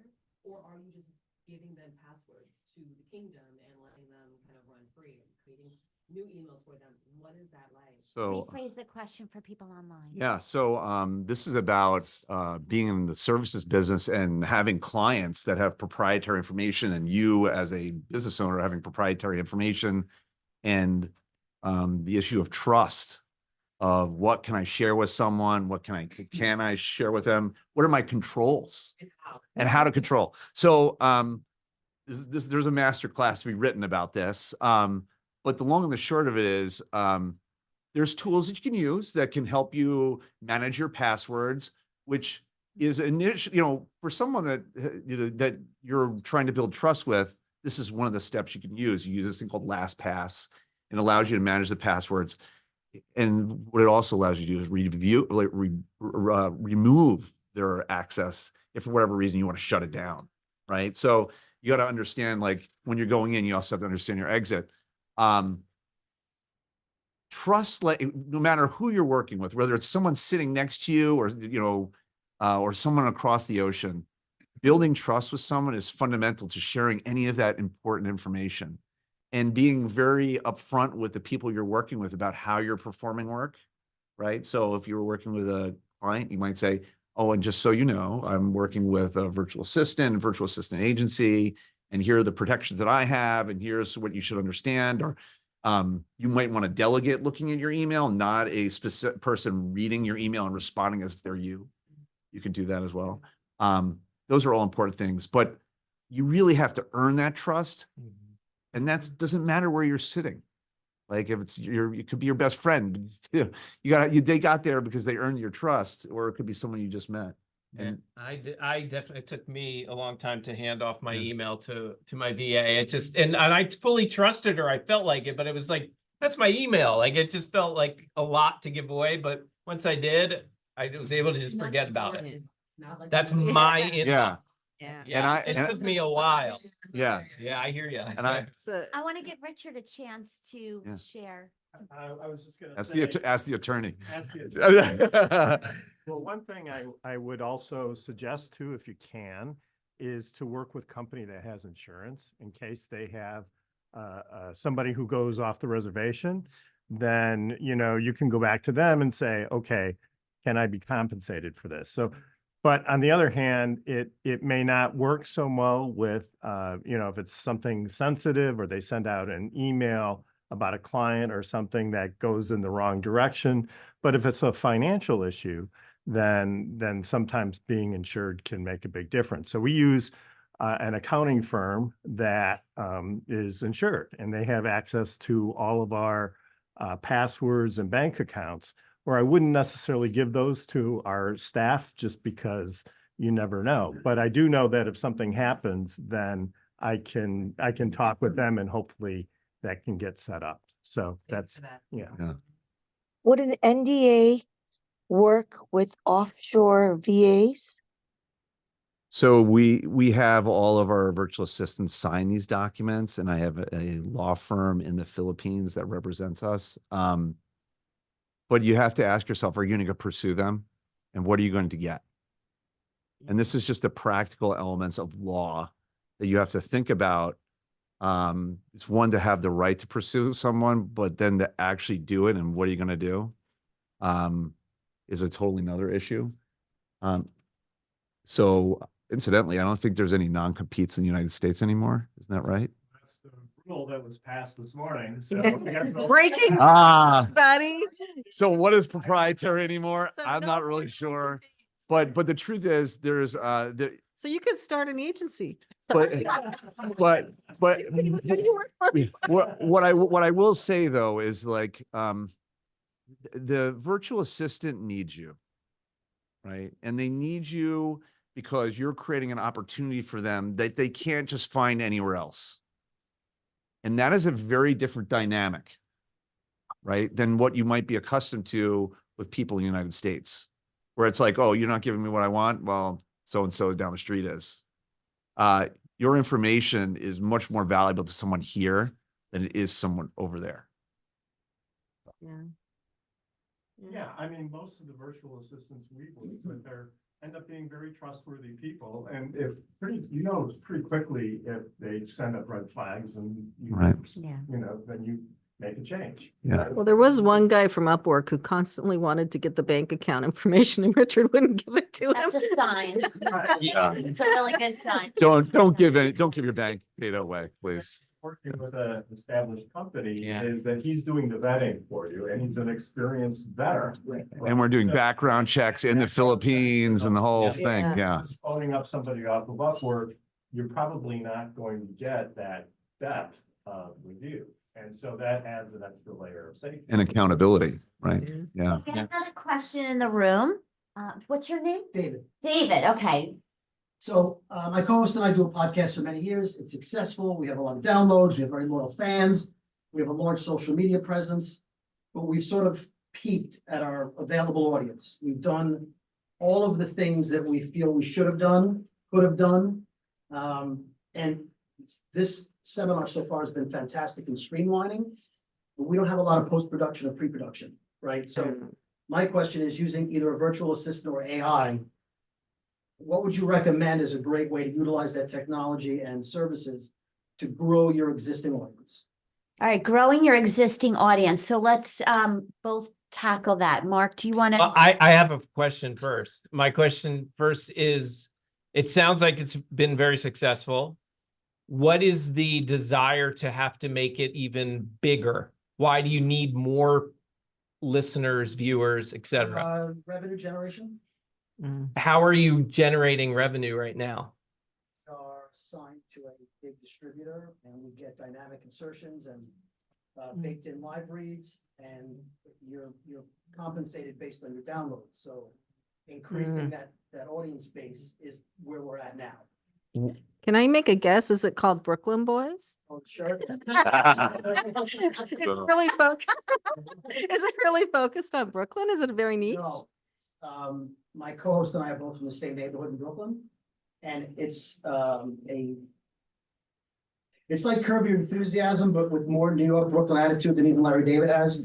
So I gotta listen to this now. I'm a monopolizer pitch my podcast, but basically it's we talk about what happened at the restaurant we went to, what happened at the store, what happened in our lives, and then our take on good customer service, bad customer service. Jesus, customer service. It's what is it about? It's like Seinfeld, the show about nothing. Yeah. It's really just about, I went to the movies and I got my money back because this happened. Yeah. I had a show like that for almost a decade, and it also did really well. The reason why I'm asking you these questions is because there's lots of other ways to make money with a podcast. I mean, the stuff that you're talking about, first of all, you could be selling your content, additional content, right? Well, one of the first shows I worked on had a daily show. It was 20,000 downloads a day. And one of the things they weren't doing, all they wanted to do was just get advertising and more downloads, because that will get higher dollars for that.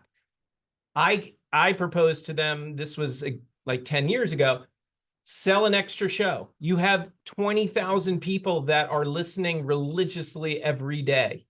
Sell an extra show to them, 99 cents, because that was what it was on iTunes at the time, right? And it's to this day still their number one revenue stream over advertising. So we've done two things. We've done a spin-off podcast on the same RSS feed. So if you've ever used the iHeartRadio app, there's a talkback feature where you can leave basically voicemails and comment on the podcast. We've made a secondary podcast of just the feedbacks that we do 3 days That's later. cool. So we're fun. getting up almost 80% listenership on the second podcast, as we did to the main one.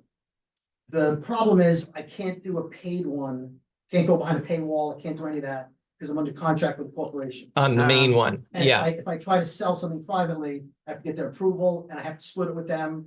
So the easiest way, your advice is perfect, but for our situation, the easiest, most streamlined way, because of the contract, is to grow the audience and make what we're doing and find creative ways to market it, to make more money doing what we're already doing.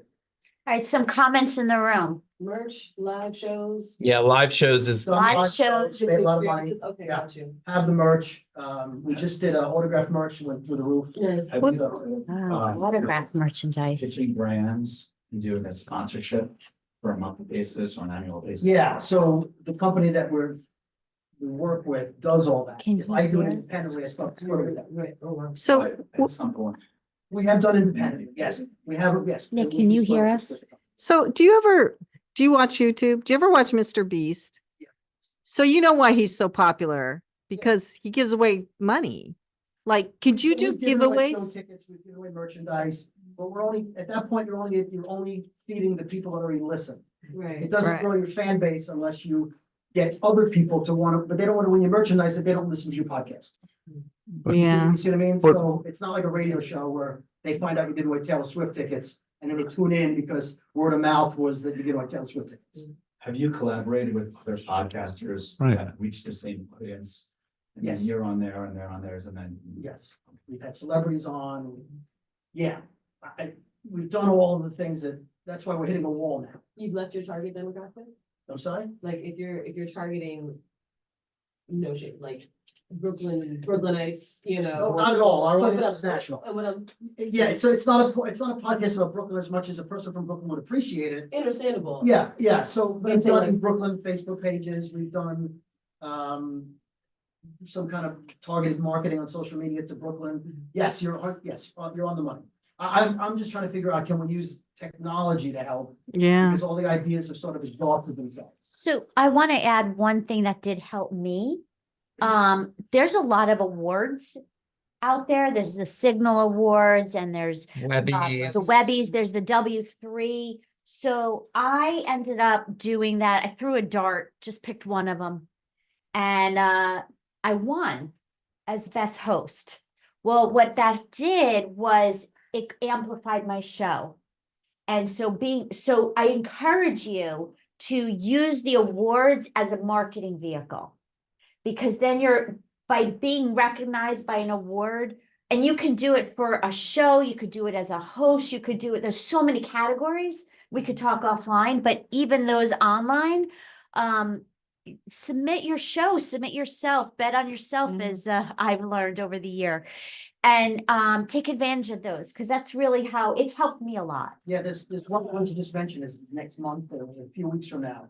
And it's, it's a couple $100 and we're like, well, is it worth it? But it's good to hear that it. I did the same thing. I was like, I don't know if I want to spend money on it, and I don't know. I mean, thousands of people are, submitting, but it worked. It worked. Yeah. So do your downloads have to be in the US? No, Have you gone to other countries and tried to promote it there?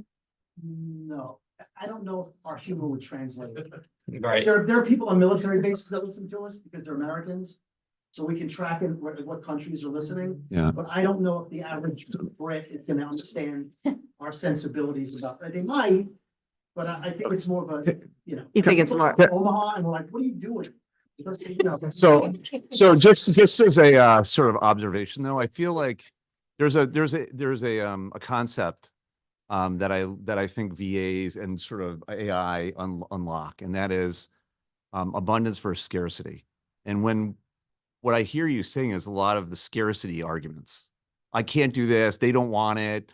Everyone's already heard me. Anyone who wants to hear me has already heard me. And yet, how many people in the room?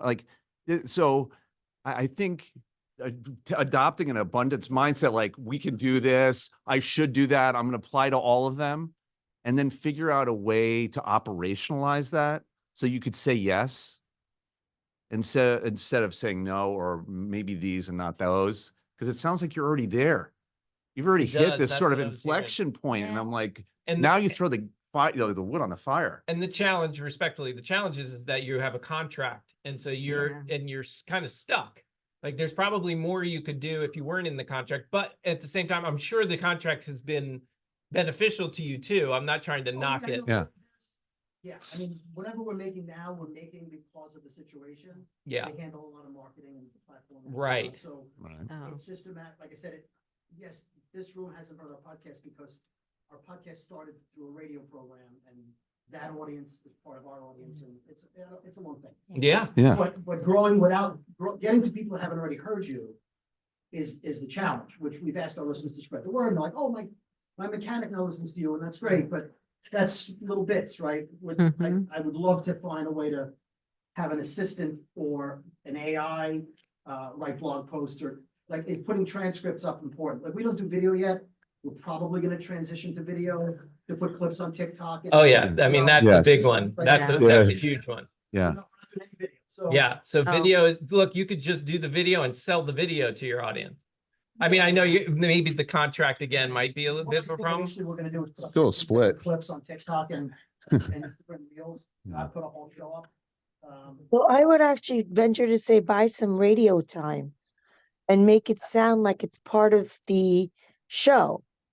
So you buy maybe a minute or two and you talk about something or the other that you're doing a podcast on, but you make it integrated into the show. You don't make it like a commercial. I want to just call out because I see my friend Meredith on. So since we're talking about radio, there's TV, Facebook ads. right? Facebook But ads. I want to give Meredith a chance to chime in based on your zone of genius. Thank you. This is a really interesting conversation. The only thing I can say is I've taught a class that was remarkably fun and rewarding called Shows That Make Money. And the only difference between my show and perhaps some of yours is I have mine broadcast on television in addition to you guys putting it out in podcast channels. And I think that everybody has a different intention with why they create their show. I looked at it as an opportunity for massive exposure for, at the time when I owned a marketing agency, the stories behind people's business. And so my show was developed as stories of courage and overcoming adversity, but it attracted a lot of viewers and sponsors because it was like happy news. My background's in television and I was a traditional newscaster, but I love this dialogue. It's fascinating to me. I'm like the opposite. I've never bothered to put my show on all the podcast channels, but I guess I have hundreds because I've been doing my TV show for a long time. And it's interesting. It's a TV show that and we do contracts, obviously, if we do sponsorships, but I'm not even familiar with like how it works with what you were sharing with the problem of being locked into a contract and not being able to monetize. But I'd be happy to answer any questions about what it would look like to put your podcast on television and monetize it. Oh, you'll definitely have a chance. We're going to talk. We're going to be talking, my friend. Where are you located?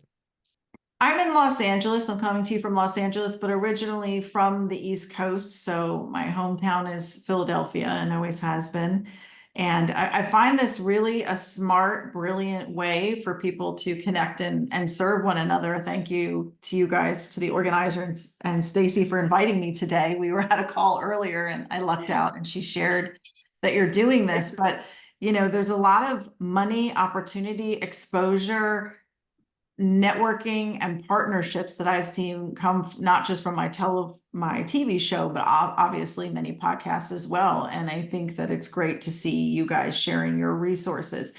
I'd also like to just add, I'd be dead in the water if I didn't have a VA all of these years. So for those of you considering it, I think it's a really smart choice to level up and make more money and have more time, or in any case, enjoy your podcast more. Yeah. Meredith, could you host a master class on how you got started and maybe fill us in on some of your tips and tricks? I would be happy to work with Stacy or you. I can't see who asked me that question, but That's Sharina. I'm sorry. I just don't look camera ready today. Oh, thanks. The answer is yes. This is not the last you're going to be hearing. Yeah. Absolutely. Yes. Yeah, that's probably a whole other class, right? Yeah. Yes. Yeah. Okay. Sure. Alice, thank you. I appreciate you for being here in such short notice. I know we've run out of time, but I just want to give one or two more people, if anyone has in the room. Go I've ahead. got one last question. Yes. and then we'll ask you No, please. So I've been in podcast production and TV for about 8.5, maybe 9 years. Love it. Love all facets of it. Riverside is one of my faves. Mhm. Absolutely love Riverside FM. And I started working with them when they first kind of came out, and we had to do and run the full suite. It became way too expensive after a while. And now it sounds like a mix of Riverside, a mix of FlowSend, Mhm. possibly be a good tech stack. What is your current tech stack? What's the tech stack you're telling people that they should be doing now with AI? Now with everything's all bright and shiny. I use Otter AI in all of my Zooms, and I use those transcripts to then add other things. So what are what's like the best 1, 2, 3, 4 punch for everybody right now? That's a good question. That's a really good Yeah. question. And really, So many options. yeah, and it really, I mean, it wouldn't be fair if I just said, these are the ones, because it may not work for Stacy, it might work for you, right? But yeah, I mean, it's going to be ChatGPT to prep. It's going to be Riverside to record, and Riverside will do a lot more now too. No offense, it'll write your show notes. It'll do some of those other things too. So you can kind of stay in that space for a little while. And then post-production, I'm going to use things like Perplexity. I'm going to use things like ChatGPT to help me with things like show notes, to help me with even finding clips. Like, I know Opus and all that does that, but I like talking to my transcripts. So in my transcripts, it'll pull certain things out that other things won't. And then I will use some of those tools, or I'd suggest to use some of those post-production tools like Opus, like Minvo, and even Descript to create that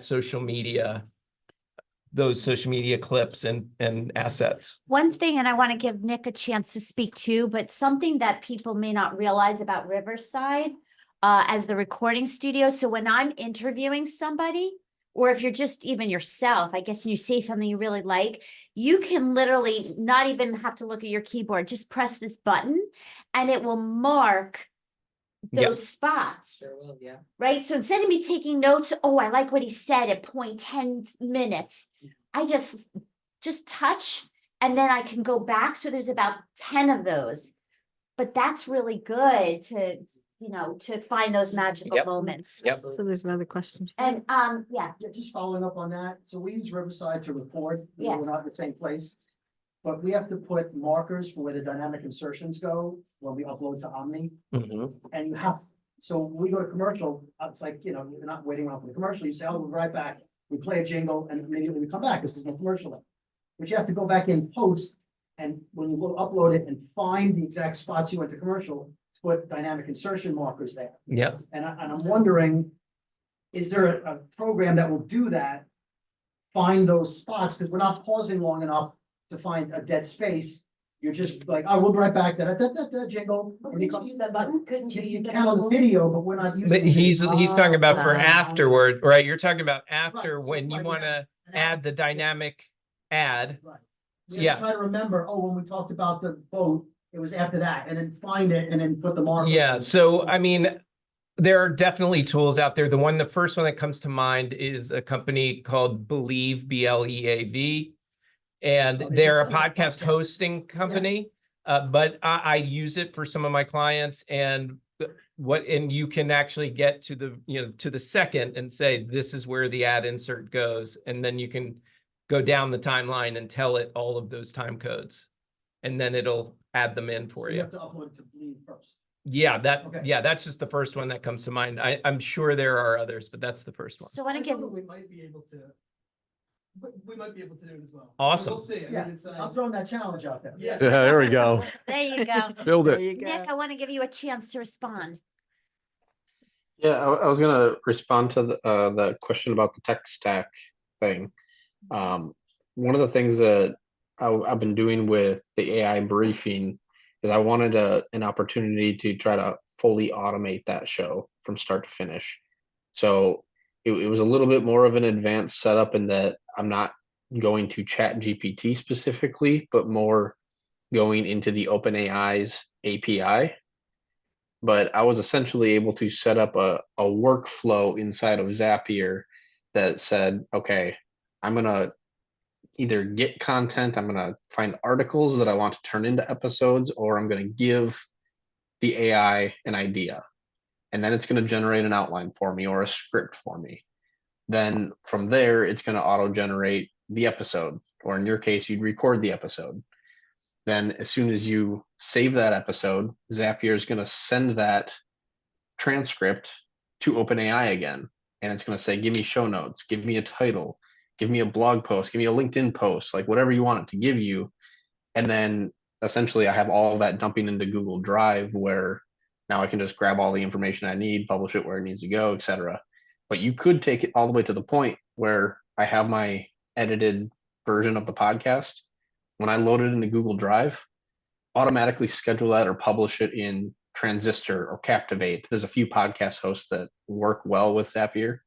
So you could literally just essentially be a file manager, and you're just moving files from one folder to the next, and it's initiating all of these automations. So I think OpenAI, Zapier being the connector of all of this, and then for like the manual processes like you're doing like Riverside, like that's, I think, really all you would need in its most basic form. Some people like, what is it? StreamYard for doing live streaming to Facebook and Instagram, etc. Do you want to comment on that? Because that's different than Riverside. It's in a just a way. preference. It's not really that different, but it's really just a preference. Some people like StreamYard much more for live streaming. Riverside's just recently started getting into that. So I think, again, it's kind of a Coke and Pepsi thing, and where wait, what's the other one we were just, not Riverside? StreamYard? When StreamYard they got there first, kind of, you're right. So they are the more popular one. But I think StreamYard, the downside is you can't go full HD. Not for free. Not for free. Yeah, not for free. Yeah. Go to the, you can do 720. Right. Premium paid version, the $49 a month one. Yeah, yeah. But you don't, it's not that expensive with Riverside to go HD. And then there's one that's now part of Descript. Squadcast. Squadcast. Yeah. So there's so many choices. You just pick the one that you like most. All right, we are way over time. Thank you for everyone in the room and online who've stayed. And my God, 99 plus questions online. So thank you for the engagement. And if you have more questions, please reach out to Elizabeth or I, and we will get your questions to the right people. So if you, Nick, want to put into the chat, my email is info, INFO, at doing, DOING, CX for customer experience, right, like your right hand, doingcxright.com. And Elizabeth, your email? I'm Elizabeth at gearhartlaw.com. And thank you, really, from both of us. Thank you so much. Yeah, this is a great discussion. Thank you, everybody. And thank you, Nick, for all that you did. 99 plus questions is a lot. Thanks, Mark, for coming up from NC. Thank you guys. Thank you so much. Will we be able to get a recording of this? Yes, we will make sure of that. Yes. Thank you so much. This was invaluable. Ooh, love that. Appreciate it. Of Thank you. course.